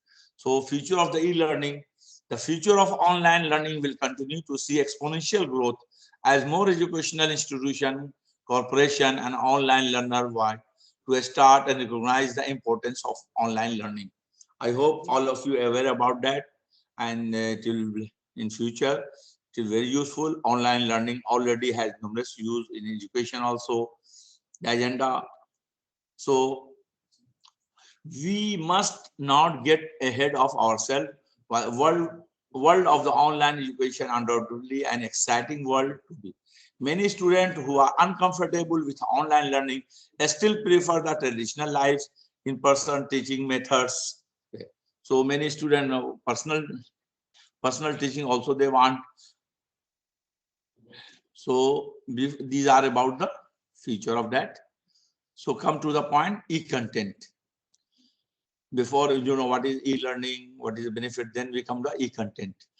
Wide variety of digital materials which are of educational significance are available online. Some of the quality materials which are available free of cost with minimum restrictions can be used, we can reused and modified by the teacher or student for their teaching materials. Textbooks are also too expensive. Many students cannot purchase for that. The students are switching from textbook to digital courses materials. These materials provide both teachers and students a great interactivity and social collaboration. One of the materials which can be designed and developed, used, reused, and distribute e-content. So the main is we have to discuss about the e-content. E-content is become popular because of its flexibility of time, place, and pace of learning. E-content includes all kinds of content created and delivered through the various electronic media. E-content is available in many subjects and almost all levels of education. It can be used for a wide variety of learners. We can use in with diverse need, different background, and previous experience and skill level. Also, e-content can be shared and transmitted easily and promptly among the unlimited number of users around the world. Teachers, students, and others get benefited by the use of well-designed, developed e-content. The advantages to the educational organization to make their program accessible by the teachers and a student on campus, home, on other community learning or resource enabled. It has a significant implication for open and distance learning institution also. So we have to know about the e-content, which is also known as, in other words, we can say digital content. We can say the overall network. According to Oxford University, e-content is the digital text or image designed to display on the web page. We can say which will available on the web page. This is called e-content. According to Saxena Anurag 2011, e-content is basically a package that certifies the conditions like minimization of distance, minimize distance, cost effectiveness, user-friendly lines, and adaptability to local conditions. So the Saxena and Rag have defined e-content in this way. Well-developed e-content can be delivered many times to different learners. E-content. Individual course component, that is units, lessons, media elements such as graph, animations can be reused in different contexts. You can develop some graph. Suppose you can say some in computers, some experiment, some program you can use in data science, in some same program used for the psychology department, for psychological student, for machine learning. So sometimes, so you can say. Then we come to design and development of e-content. Till now I discussed about what is e-content, and then the main aim is to design and development of e-content. The purpose of e-content development to create an information-rich society. Everyone in the society is empowered to create, receive, share, and utilize information for their progress. This is the empowerment everyone has in the society. So everyone has to, the discussion is you have to develop of e-content for the society also, because we are the researchers, we are the teachers, so we have to need. So very well designed, developed, and validated e-content will provide access to high quality, meaningful digital content and serve as effective virtual teachers. E-content design, development, and approach will depend. Also, there are some conditions depend upon the nature of the content and the learners, which type of learner are. What are the depending on the learner we have to develop. If they are a solo learner, some are for the different some students like that, you can say handicapped student. For that you have to develop e-content depending on that. It will also depend on the quality and complexity of learning you wish to create. Various instructional design models are available according to our requirement. Depending on the requirement, our requirement, we can use the model. Most of the model involve the purpose of analyzing the learner needs and goal of the instructional materials development of delivery system, what are the mode of development of delivery system and the content, pilot study of a material developed, implementation, evaluating, and refining the material. So first of all, what is, you have to gather the information. You have to define the objective. What are the objectives? For whom you are developing the e-content. So the content will depending on the you can say constraints are there. Depending on the constraint you have to develop. Then you have to design. Then you have to design, and then you have to develop. Then you have to implement, and then you have to evaluate. So these are the for the content development. In designing and development of e-content, we must adopt one of the instructional design model based on the requirement. Before understanding the design development of e-content, it is essential to understand the meaning of instructional design. What is the meaning of instructional design? According to Wikipedia, instructional design is the practice of creating instructional experience which make the acquisition of knowledge and skill more efficient, effective, and appealing. So this is the instructional design. It means we have to use the skill for more efficient, effective, and appealing. The purpose broadly consists of determining the current status of learner understanding, defining the need and goal of instructional materials, creating some intervention to assist them. The main thing is to make it efficient, effective, and appealing. So design and development. So designing and develop, there are one model is called AD model, the name. So you have to, depending on the requirement, you have to use the model. So I have used,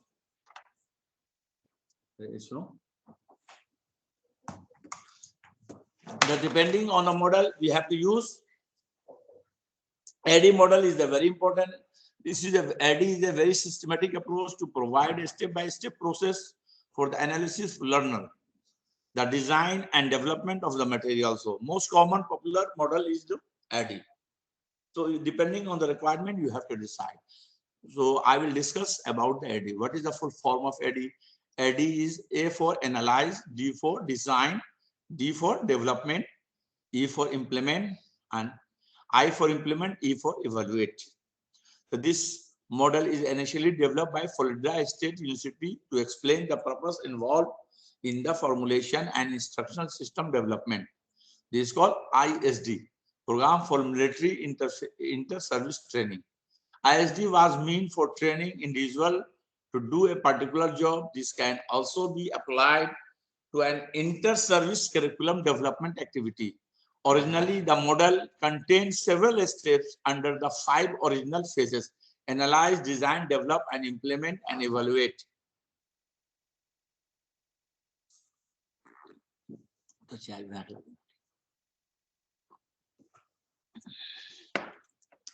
Okay. I'm not. Are you hearing? You are hearing me? Hello? Everyone okay? Hello?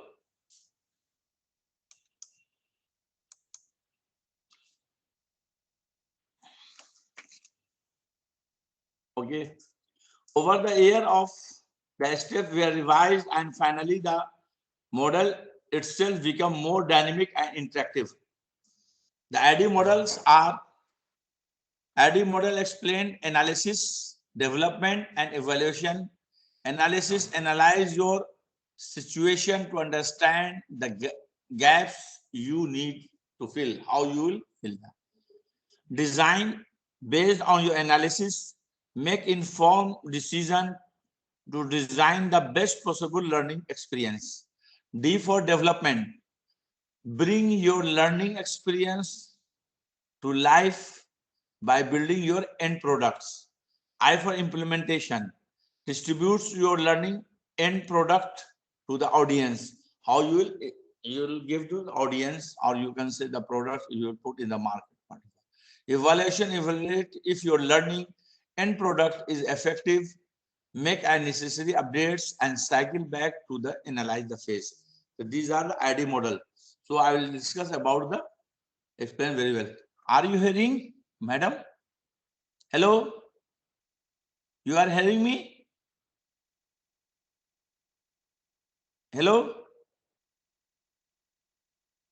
आवाज आ रही है आप लोग को? Hello? आवाज आ रही है?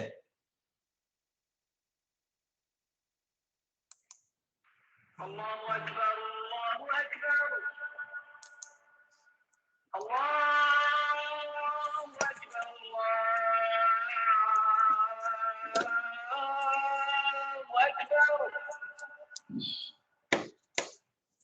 Hello, are you hearing me? Yes, sir. Hello, you are hearing me? Yes, sir. It is very important. Okay, okay, I feel you are not okay. So I have discussed about the five steps: analyze, development, design, implement, and evaluation. So I'll come to analysis. Is the first step phase of this model. It means that examining the suitability of e-content to be developed. It is related to analyze the learning needs, content, learners, tasks, and content. Analyzing the learner needs to identify the needs. What are needs?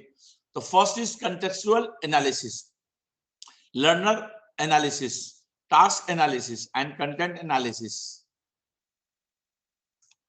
So these are the 4 steps you have to. Contextual analysis is collecting data related to the context of the learner, such as the learning environment where the e-content developed is for the individual or group or formal or informal, facilitated or self-learning. What type of, for that you are developing the e-contents. First of all, you have to find for it will develop for individual, for the group, for formal or informal or self-learning. Learner analysis is the collection of data related to learners' academic level and attributes such as skills, motivations, visual literacy, language competency also is there, language style. This is nothing but preparation for the learner profile. It helps to know about the learner. The next is the task analysis. Is also comes analysis, very important. Before, like that, suppose you are writing a program, before you have to do a flow chart, you can say algorithm. So what is algorithm? Algorithm is step-by-step instruction to solve a particular problem. The same way you have to analyze the task analysis is the stating the purpose of developing e-content, deciding whether that is developed for educating, training, creating awareness, or developing a skill. Which type of e-content you want? You want to develop for educating some student, yeah, for some persons, for or for training, for creating awareness, or for developing skills. So depending on that, you have to, depending on the requirement, you have to develop the e-content. Content analysis also is nothing but preparing a content outline. Good content comprehension is required before designing and developing content. It includes verifying the content with respect to cognitive opportunities, appropriateness, factual accuracy, completeness. This also. So these are about the design. Then we can come to the point of design.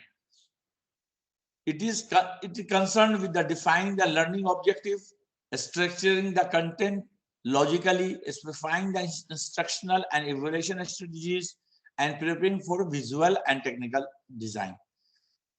For that, there are also 3 steps. Learning objectives. We have to, learning objectives are the defined is in clear, realistic, it must be realistic and measurable terms. Learning objectives are the statement that describe what the learner will be able to do at the end of the course of the program. Learning objectives should be specify performance, communicate their purpose. Instructional strategies are the to be stated clearly depending on the learning style and the nature of the content. We have to decide the appropriate instructional strategies. Learning evaluation strategy. Third is the learning evaluation strategies, such as practice, computer marked or tutor marked assessment, pre-test, post-test, remedial test. Also, you have to depend. Suppose students are not able to pass for that, you have to take the remedial test, etc. are to be specified. We have to decide about the formative and summative assessment also before developing the content for the selected course review, the proposed learning objectives. So we have to define the objective. So such type of facility for the developing e-content, we have to decide what is summative assessment, formative assessment, and remedial test, all facilities there. Make sure that the content assessment test and exercises match the objective stated, provide the information and knowledge required to meet the learning objective. So these are the third, are the design. Maybe second design is there, and analysis, design. Then after, you have to develop a development. Development is related to the creation of a storyboard. You know about the storyboard. A storyboard is nothing but scripting the entire course content. The term storyboard taken from the film production. This word is coming from the film. In a movie, it indicates the visual representation of the various scenes. In e-content development, the storyboard describes a step-by-step script of the final outcome of the e-content. A storyboard is created to develop a blueprint of the course with each and every detail along with the content notes. The storyboard is created based on the objective and instructional strategies. So here, the developer creates and assembles the content assessment, learning objective, programming and integration of all media elements into a cohesive multimedia package are the part of this stage. So in the design, you have to develop a, you can say, a storyboard. Third. And then last is, and then next is the implementation. After the development, you have to implement. Implementation phase, materials are distributed to learners. A comprehensive implementation strategy document is developed. This document should cover the curriculum, course curriculum, learning outcomes. It must contain 4 things. It must be course curriculum, learning outcomes, method of delivery in the term of hardware and the software requirement, and testing procedure also. Ensure that the website is functional if the material is on the website. So these are the for the implementation. And the last is evaluation is also very important. Evaluation phase consists of two parts, formative and summative evaluation. Formative evaluation is present in each stage of AD process. Summative evaluation is determining the adequacy of the distributed material in the achieving of this course objective. The material is to be revised at all the stage based on the feedback received. Depending after the feedback received, you have to update. It means like that examination, sessional marks, this one, suppose these are the summative. And the final examination marks of that is called summative. And finally, you summative that, oh, he will pass, fail, whatever. So evaluation is also summative, evaluation is also there. So for designing, you have to, for e-content, the main issue of in this, you have to develop the e-content. In Kenya, you have to develop AD model is very important or very useful. Analysis, they have to design, develop, and you can say, and then evaluate and then implement. Then an evaluation is very important. If you have a feedback from the users or user participant, then you can use implement and everywhere. And the implementation is very important. So these are the first model I have discussed in detail. Here I will give a brief, I will give the name of the other popular alternative models also there. Dick and Carey design model. This will start only theory and I will give you some only now. Starting by identifying the instructional goal. In this model also identify the instructional mode, end with the summative evaluation, focus on the specific object similar of the software. This is like a software engineering. Already you are in the computer science, so you know. Other popular is that Hanfin and Peak design model. Hanfin in 1987 used 3 phases only. Perform needs assessment, design and develop and implement instruction. All phases involve a process of evaluation. Kenneth and Gustafsson design model. And also developed in 1986, also used 3 stages only. And AD has 5 stages. Stage 1, identify the problem and set instructional goal. Design and develop objective. They have combined design and develop objective as a set instructional objective. Third is the develop materials.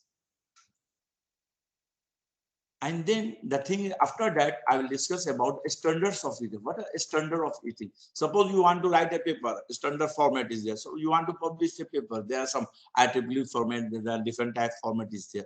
Also for e-content standards are the rules that most e-content developers should abide by. Standards are engineering or technical specification that helps e-content developer to establish uniformity. To develop a uniformity, there are some standards are there. The different kinds of standards are mandatory, voluntary, and de facto also. There are different types. Mandatory means one should comply. Mandatory means they have to comply. Voluntary is one way or one may or may not follow.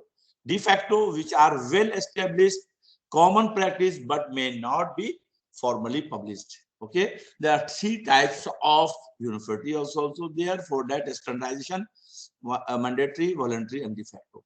Ensuring the high quality of e-content is concerned with creating, communicating, and maintaining consistent development standard. Okay, you have in the during the creating, communicating also.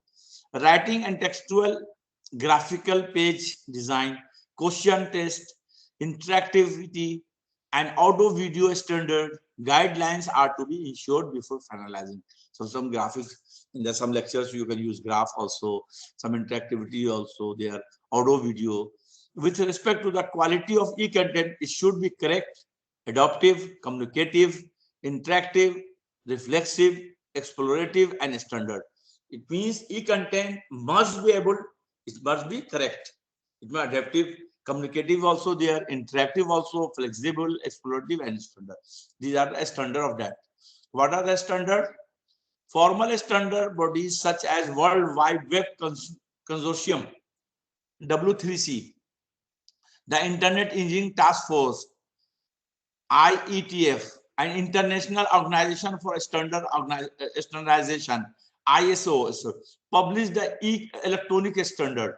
WC is International Standard Organization for World Wide Web. Okay, I hope you are aware of that.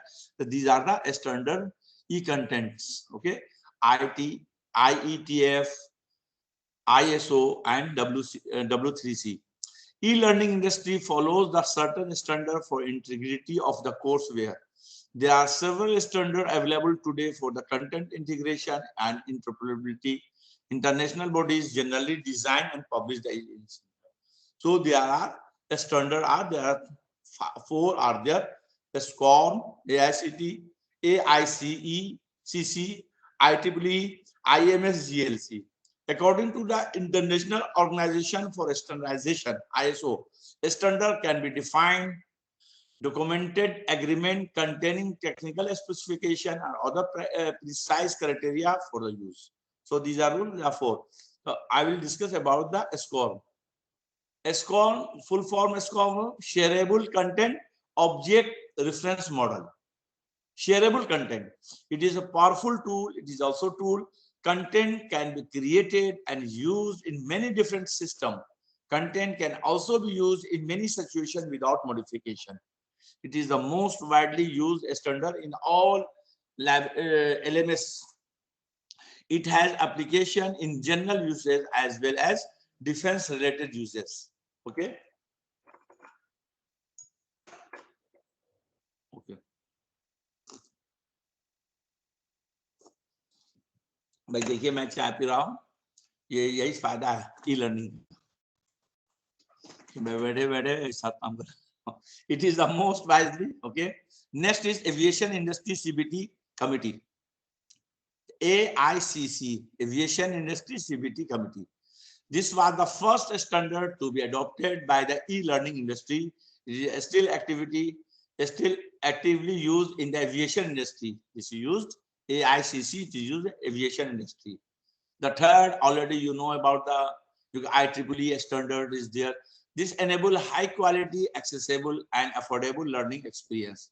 This standard is mainly used today. Schools, college, universities, government institutions, they use IEEE. Okay, so these are the things we are a standard for developing e-content. Okay, Instructional Management System Global Learning Consortium, IMLS. IMS Global is a global non-profit member organization that strive in shaping and growing the learning industry through community development of interoperability and adaptation practice standards. Their main activity is to develop interoperability standard and adaptation practice standard for distributed learning. That's why. So learning object and reusability of e-content you can use. The term learning object was coined. The word is learning object also is one word is there.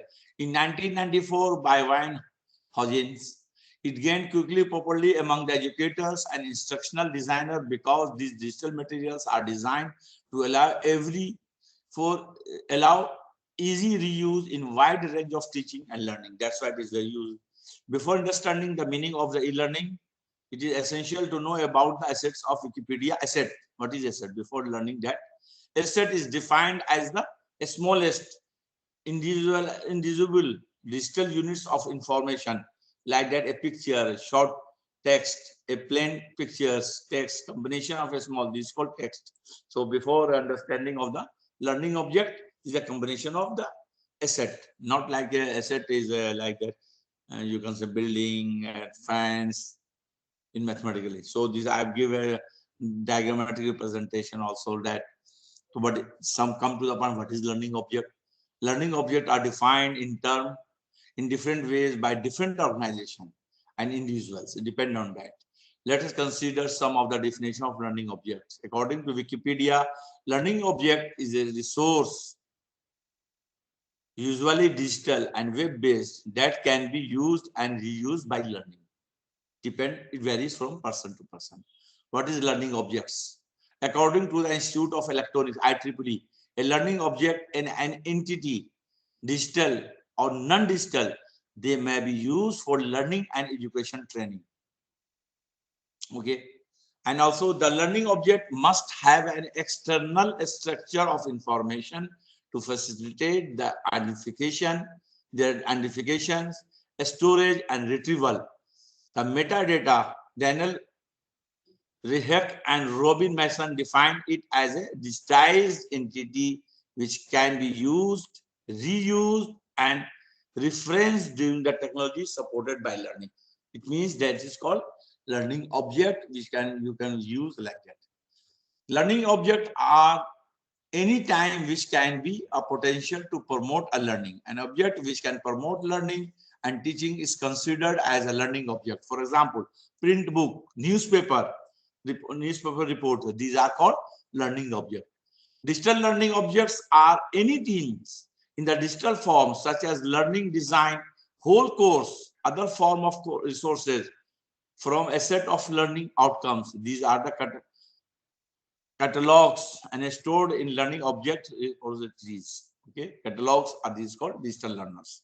A learning object consists of several learning assets that are structured in the pedagogy meaningful way. What is the characteristic? Everything, everyone has a characteristic, everything. So what is the characteristics of e-learning? Learning objects are new way of thinking about the learning content. So suppose you want to, every teacher has to develop e-content. If you want to develop e-content, you have to think about the learning objects. Learning objects are much smaller unit of learning, typically ranging from 2 minutes to 15 minutes. You promote lectures, promote videos in YouTube. You can see that 2 minutes lectures, 2 minute promotion there. 15 minutes lecture because students will not bore. You suppose I am delivering a lecture, literally after 15 minutes, 20 minutes, 15 minutes, you become bored. So such type of learning object will make up of 2 minutes to 15 minutes. This is called learning. They are discrete nature. Because of their discrete nature, they can be categorized and stored independently. They are self-contained. Each training objects can be taken independently, the learning objects. They are reusable in the sense in a single learning object may be used in multiple contexts in multiple purpose. Single, you can say learning object you can use depending upon multiple time in multiple purpose, in multiple contexts you can use. They can be aggregated means learning object can be grouped into large collection of content also. Every learning object has descriptive information. It becomes easy for identification, search, and reuse. So it is very important. So these are the characteristics of the e-learning. And then come the reusability of e-learning. There are three aspects of important in reusability of e-content. There are technical, there may be technical, maybe non-technical, and maybe pedagogy. Technical reusability of e-content is concerned with the various kind of tools used to support e-content. These tools may include documents such as guidelines, instruction, save, and a repository. These are the technical reusability. Non-technical reusability of e-content related to standardization initiative, intellectual properties, protections. Suppose some just now before some you can say participant want to my thing, how you will be protected, my things. I have written a poem like that. There are some participants asking. So for that, you have the intellectual property protection is there, knowledge transfer, organizational, managerial, social aspect. This comes for non-technical. Pedagogy related reusability includes content, scenario, pedagogy approaches. E-content can be modified and used by easily. These are reusability of the e-content. There are three technical related to ones. I have given some brief example for that e-content tools. So then you have to know what are the tools are available. The design, okay, models are there. Depending on model, you have to a standard format. You know what are the activity, what are the characters. Then you have to know what are the e-content tools are available. By that e-contents can be created in a variety of ways by using a variety of tools and software. E-content development combines both content management system, CMS, you are aware about the content management system and learning management. Content management system, suppose you want to do a PDF file. You want to convert a PDF file, content this, and there are different types of tools available. That is called content management system. And then learning management system also is there. For that, also I'll discuss about that. Okay, several proprietary software, free software is there, open software is also there, open source software, public domain software, and so on are available for e-content development. Sometimes you have to pay something, sometimes you are not to pay something. So you can develop, you can store, you can reuse the content of other also. Content development. Among available tools and software packages, Microsoft Office, LibreOffice, software packages can be used easily by the beginners of e-content development. Microsoft also you can use for that. E-content tools, what are the tools? I'll give you some because the time bar is also there. So I'll give the e-content tools. What are the freewares, open source softwares, OSS, proprietary softwares, public domain softwares. Okay, they are the content tools. And for that, graphics, audio, video, creating, editing. So what you will do? So those are video. There are several audio, video, graphic creators and editor available online. Some are free and some are proprietary. So I have to pay the money. The video is a video creator and editor which allow us to edit and make a video in easy and intuitive way in cloud-based app. So video by user. You can control the video section easily in area like the transitions, fast, slow, motion, add, fact. You can view video. Okay. Next is Magisto. Is a video editor also. It helps a video to in just a few steps upload the video. Then you can choose one of the pre-made editing style, add soundtrack, add titles, video will be ready. So you have to maybe, and then for graphics audio, you have MyPaint also there, DrawPad, Photoshops. MyPaint is also graphic editor which can easily be used by the teacher and the student for digital painting. It enables people to create quick sketches and also complex artistic drawing on their computer. MyPaint is a very simple and easy to use tool. Menus and interfaces are very simple. You can start drawing on the canvas without any distraction. Photoshop already in the market, you know. DrawPad is a graphic editor. Okay. Inkspace, Jim is a robust image editor. It is well known open source software. You know it for that. VPad, this audio editing software also is there. Okay. This is a full features a professional audio and music editor for Windows Mac. It lets you record and edit music, voice, and other audio recording. When editing audio files, you can cut, copy, paste part of the recording, and then add effects like echo, amplifications, and noise reduction. VPad works as a AWAV or MP. These are the Audacity, VideoPad. OpenShot is a free. OpenShot is a free, simple to use open source video editor on Linux. It is user-friendly software which very one can use a very great. So then, okay, till now I have discussed about how you use the tool for audio video. Then you have the concept mapping.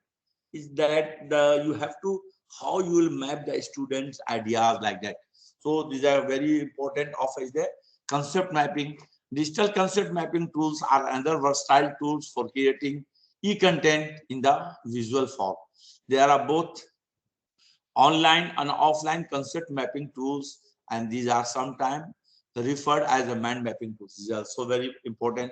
Teacher can easily create concept map on various topics, edit it, link it to the website, and add graphics. This could be used as a student activity and creates a repository for the concept map. Some of the famous open source concept mapping tools are visual understanding environment, free mind, and free plane. Free plane, there are three types of concept mapping tools are there. Visual understanding environment, free mind, and free plane. What is the visual understanding environment? Visual environment is an open source application tool for TEFT University developed by the academic technology group. VUE 3.0 is the latest release of the University academic technology group. It has the features such as dynamic representation of map merging, enhancing keywords design. This concept match tool can be used for teachers, student, meaningful. Okay, you have to.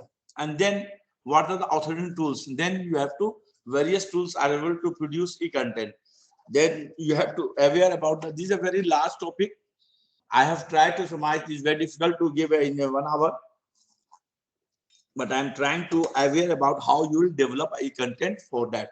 There are some authoring tools are available to produce e-content like that. Microsoft PowerPoint, word processors are also e-learning tools. These are tools. Okay. For the first example of, you can say that some example of authoring tool, you can say blogging, wiki, online forums, extra. This tool can be used for by e-content developers for creating, packaging, and delivering the e-content to the learner. By using authoring tools, one can produce attractive and useful graphic. Authoring tools and authorware is the program that helps to write hypertext and use. So by authoring, you can blog, you can give, and we can. So these are the authoring tools. You have to be aware about that. What are the authoring tools also there? So by authoring tools, allow author or e-content developer to integrate or use any array of media to create professional, engaging, and interactive e-content. In Wikipedia, we can say authoring tool is defined as a software application used for what? To create multimedia content, typically for the delivery on the World Wide Web. So these are the very important authoring tools. If you want to put in the World Wide Web, so you have to use for that. Content authoring tools may also create content over the file format also. Okay, that material can be provided through compact discs or in other format of various different views. Okay, authoring tools.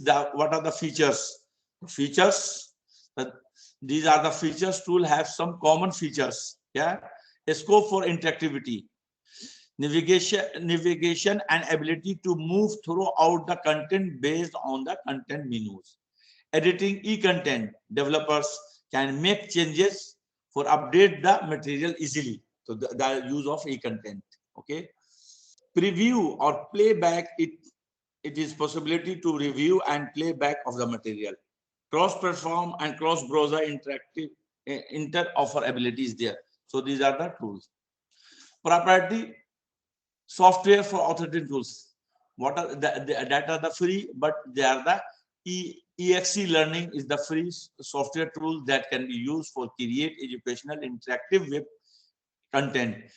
EXE learning can generate interactive content and allow one to create easily navigatable web pages. So if you want for that can be used independently or integrate them into learning management system like Moodle.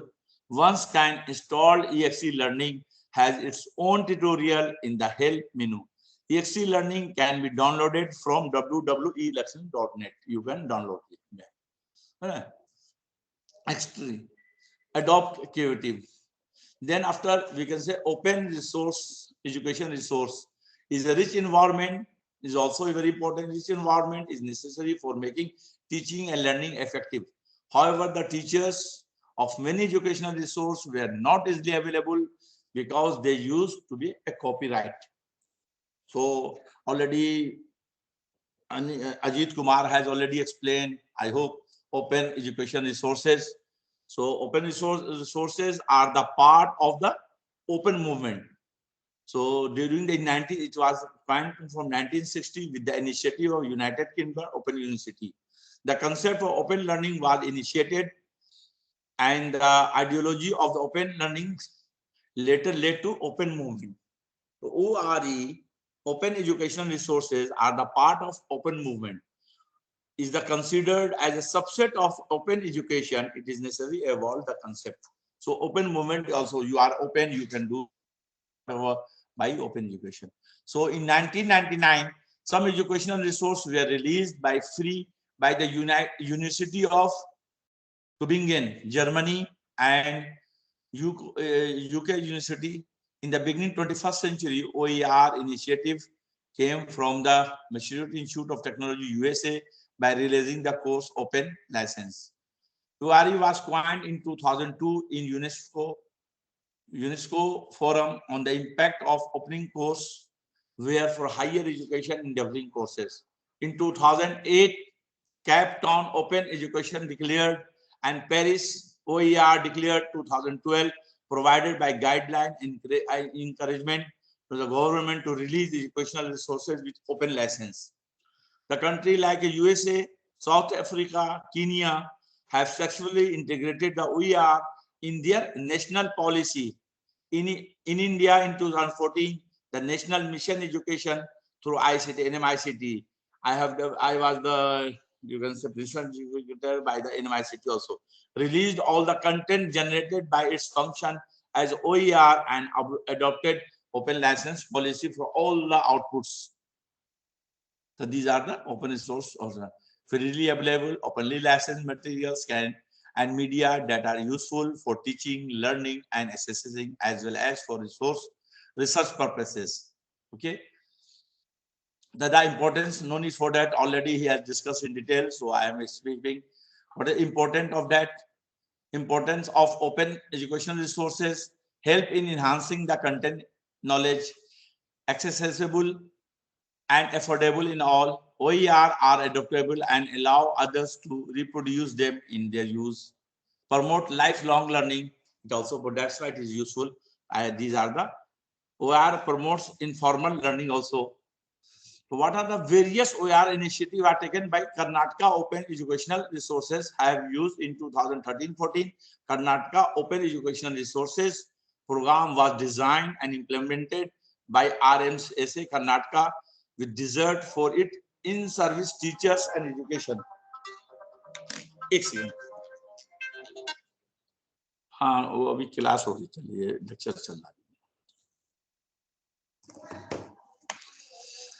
Okay, these learning resources include concept mapping. This includes QER, concept mapping, learning outline, notes for teachers, activity assessment, and objective. These are various OER initiatives are taken by the QER. That's no need for that. Already he has discussed in detail. More than 3,600 web pages in English and Karnataka has developed. What are the objective of OER? Features of OER you have to know. The mainly meant for Karnataka high school teachers. The main purpose of the Karnataka, they develop OER for the high school teachers. Open access to those who want to access the resources. Relevant resources are available free of cost. User can share, reuse, and remix the resources. All resources on any particular subject or topic are available in this in one places. That's why OER is important. They are comprehensive. Resources may be contextualized. Resources may be added on that. A National Education Repository Open Educational. NOR also is launched by the MHRD. Okay, these are Karnataka, but Government of India MHRD also developed a lot NROER. National Repository of Open Education Resources. So government MHRD have also initiated the NUR is developed a solution to address the challenges faced by the education sector of our country. It aims at teaching an unreachable and proprietary gift. It offers resources for all school subjects. NUR enable access to library from where teachers can access audio, video, learning objects, images, question banks, activity representation, and more related to the concept of the subject that teach. They can also upload resources. So these are the objectives. What are the objectives of NOER, National Education, which are developed by MHRD? To store, preserve, and provide the access to a variety of digital resources to the student and the teachers. So these are the objectives. What are the features? Open access to those who want to access the resources. Resources are available free of cost.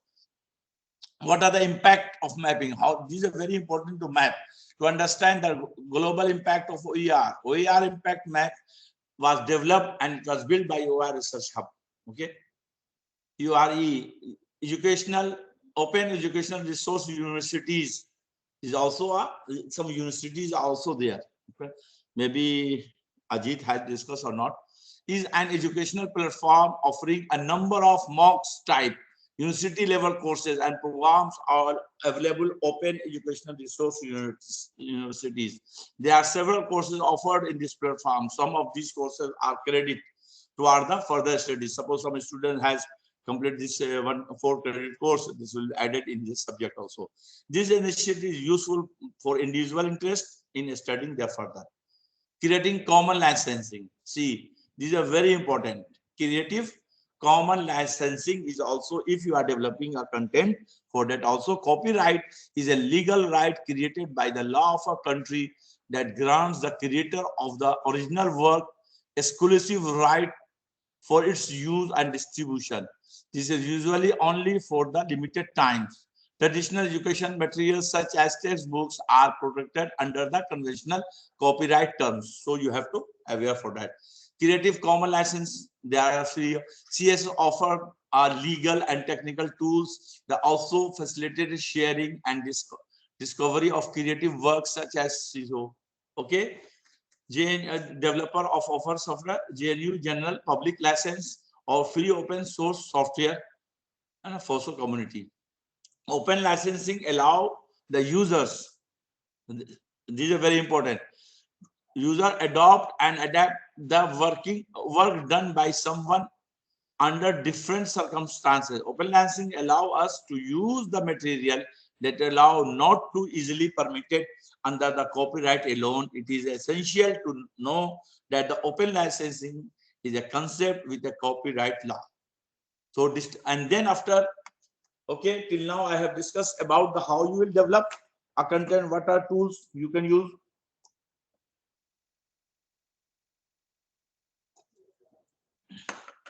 Then distribution of the content. So they're important. Sorry for that. I want to only I give you the numbers. Okay. So, madam, may I continue or I have to complete? I'm late, I hope. Hello, the organizer. Haji sir, you may continue, sir. Okay, thank you. Otherwise, I'm taking some. I will briefly. I'll give a brief introduction because it is very important. Content management is very important for the teacher, for the society, because we have to come online. So it is a very important topic. That's why I'm taking give a brief introduction. All other teachers already you know, but I'm giving. Okay, thank you. No matter how much time you can, there are 3 main components in the process.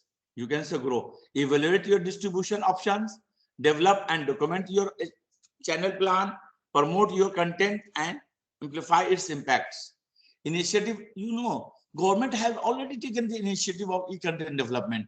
You can use develop, you can develop, you can put on the SWAYAM also. The first is SWAYAM, Diksha, Shodh Sindhu, PG Pathshala, SWAYAM, Pratibha, NAPTEL. I've heard the national program on technology, you have to know. So these are the, you have already, you know, SWAYAM also. See, SWAYAM, the objective of SWAYAM is to promote a learning platform to all, including the most disadvantaged. It hosts almost all the courses taught in the classroom from 9 till post-graduation. More information on the SWAYAM can be obtained from the official website. SWAYAM also, you can put your lectures on the SWAYAM, and SWAYAM also provide, if you develop your lectures on you want, so for that government SWAYAM also provide about 14 lakhs to develop for that. Diksha is the initiative taken by the National Council for Education Research Training. Okay, so there is no need for that. And then come to the ICT initiative. ICT initiative by the government of India to assist e-content development and e-learning. The government of India has for ICT Initiative. Okay, what are the NDL, National Digital Library, the website there. So Ministry of Human Resource Development under the National Mission on Education through ICT, Information Communication Technology, has initiated the National Digital Library of India pilot project to develop a framework of virtual repository. So I have also worked in the NMICT. I was the you can say principal investigator. For that, I have also developed a learning management system, library management system in multilingual, in Hindi, Urdu, in English, whatever you can use for that. The government of India has initiative that is called National Digital Library. EPG Pathshala is also available in the market, and you can use by that. E-Pathshala is the initiative of MHRD under the National Mission of Education through ICT. And for that, E-Adhyan also is there. E-Adhyan is a platform to provide 700 plus ebooks for the postgraduate courses available in market. You can see that. And then after that, the in Philip also the STP UGC mocks also available for one of the vertical to produce course and postgraduate subject in SWAYAM online also. E-Pathya is one of the vertical of EPG Pathshala, which is software driven courses out there. So the third is Shodh Ganga platform also available. I've given Ganga for all the thesis and dissertation works available in that. E-Yantra is also available, that taken by the initiatives. E-Yantra, the website is www.eyantra.org, is available initiative by for the students. The three things there for the student. E-Yantra initiative by for the college is also available. E-Yantra initiative for the teacher also available. So for a student, you can E-Yantra robotic competition is also the annual robotic competition for engineering or polytechnic. You can do E-Yantra summer internship program is also available. E-Yantra Lab IIT Bombay to winner of E-Yantra robotic competition. E-Yantra initiative by college for college also is there. E-Yantra Lab setup initiative also is there. Enable a college to set up a robotic labs and provide training to the teachers. So these are very important. So as a teacher, we have to know that E-Yantra is also ideas competitive. Provide a platform for that. E-Yantra initiative for the teacher also is there. 2-day workshop on production also there. So FOSI also important initiative taken by the government of India to assist the e-content development and e-learning also there. FOSI is Libra and open source software education project promotes the use of FOSI tools which improve the quality of education. If you want to improve the quality of education, you can use for that FOSI. It also encourages the use of flows tools. There are different tools through the various activities to ensure commercial software as replacement flows. So a spoken tutorials portal is also available by that, spoken.tutorial.org. Spoken Tutorial is a multi-awarded winning educational content portal. One can learn various free and open source software by all yourself. Virtual lab projects also available by the government of India. The virtual lab means it is initiated by the government of MHRD and India under the aegis of the National Mission project also there. This project consumes activity of 12 participating institute of IIT Delhi, coordinating institute of there. So I said I was Aligarh Muslim University was also a partner of that for that. In the 12 also I was the partner. We have developed within that I have developed as a, you can say, election management system for multilingual, you can say, election management. IIT Kanpur, our alumni election was also used for the project developed by Aligarh Muslim University under my supervision. Also they have used virtual lab project, also about 100 virtual labs consisting of approximately 700 plus web enable experience were designed to remote operation also. So these are the Vidan portal is also available. These are the online. And then I want to discuss, I will give you only brief introduction about the online learning platform versus offline courses there. Also there, online learning platform emphasizes and present a learner. So it is a very important to place and find the educational content, search, to buy it. Online learning platform is an information system which provide a safe learning environment where a student can take online courses. These online learners platform are often called online courses. So these are the some online, you can say, learning platform over the internet of the student to start around the globe. So there are some, all are the free, but here you have to pay the money.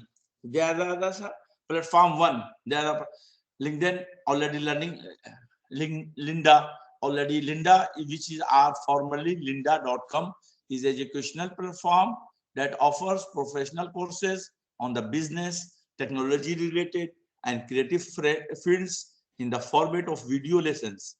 The platform comes as a premium services for LinkedIn users and offer more than 16,000 users in 7 languages. Okay. The second is AMU. Third is Coursera. Also is an online educational platform with 23 million users that are dedicated to offering high quality online training courses worldwide while partnering with the world-class universities and businesses. It provides a student the opportunity to receive certifications from renowned institutions and upon the joining their paid courses. Coursera offers individual courses, specialized courses, and degree programs that supports on-demand video lectures, homework exercise, peer-reviewed assignments, and community. So these are the fourth is a Skillshare, and fifth is ED and Open edX. So these are the all about the online learning platform. So I want to, these are the about to start from around the globe, you can see. So I tried to summarize up what I have taught you in the brief within that. I have discussed about the e-content, electronic content, which also known as digital content, refer to the content and information delivered over the network-based electronic devices that is made of available using the computer network. E-content includes all kinds of contents created and delivered through the various electronic media. E-content is available in many subjects. Okay. So most common and popular model used for creating the content is AD. Okay. This is abbreviation of analyze, design, develop, implement, and this. So these are the about. And then after I have discussed about the e-content standard. What are the e-content standards are available?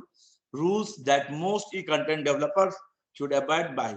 The standards are engineering or technical specification that helps e-content developer to establish uniformity. Then is a learning objects are any item which have potential to promote learning. An object which can promote learning and teaching is considered as learning objects. Also, I have discussed there are several proprietary softwares, free softwares, open softwares, and domain softwares and so on available for e-content. I have already discussed in detail. I've also discussed a freeware can be used without any monetary charges. That's called freeware. And open source software is a computer software that is licensed with open source license. Okay. Proprietary software is a software that is owned by individual or a company. This is called proprietary software. So these terms I have already discussed. Public domain software is a software donated to a public by its copyright holders. There are several audio, video, graphic creators, editor available online. Some are vVideo, Magisto, Drawpad, Webpad, VideoPad, etc. These are the, I have already discussed that. And e-learning authority also have discussed. E-learning tools is a software package which can be used, create and modify web content for the use by other people. Example, I have given blogging, wiki online forums, etc. This tool can be used for e-content developers for creating, packaging and delivering e-content for the learners. So these are the for that. For that, I have also discussed about the EX Learning is a free software tools that can be used to create educational interactive web contents. Also, I have discussed about the Extra is a free and open source authoring tools which provide a full suite for open source tools for e-learning developers. So if you want, you have to download it there. Adopt Captivate is a rapid responsive attribution tools that is used for creating e-learning content such as software demonstration, software simulation, branch scenario, and randomized quizzes, small web forum, and HTML format. For that, adopt Captive. Suppose you want to take the quiz randomized quiz, you can use adopt Captive. Also, I have discussed about the adopt author, where was interpreted flowchart based graphical programming language. This is called adopt. And then after I have discussed about the open educational resource is freely available, and licensed materials and media that are useful for teaching, licensing, learning, and assessing, as well as for research purpose. Some of the initiatives taken by the NEOR, Government of India, and also Creative Commons is a global non-profit organization which provide a free legal tools.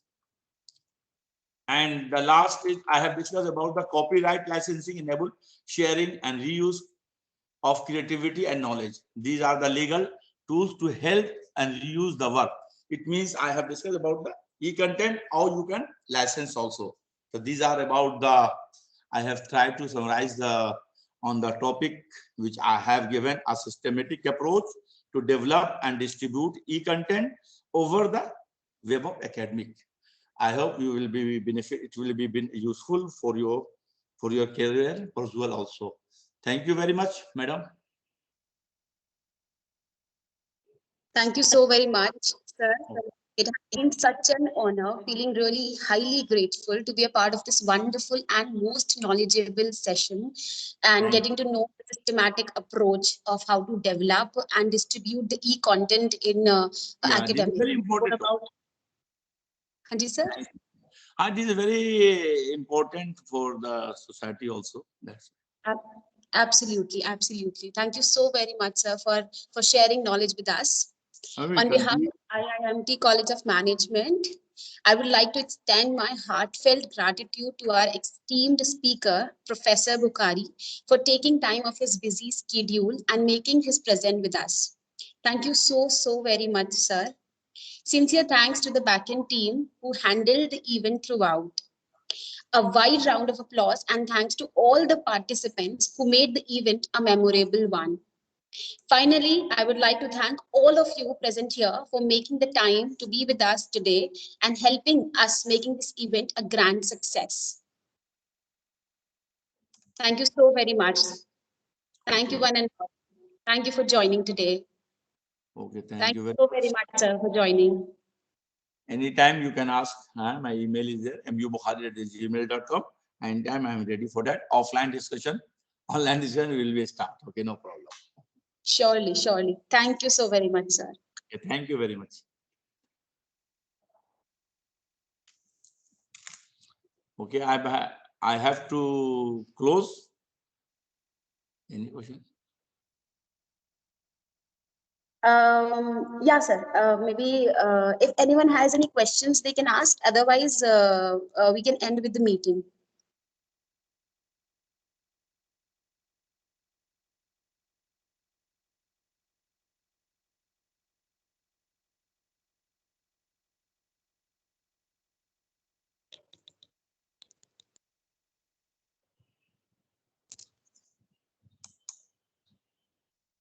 It was highly knowledgeable, sir.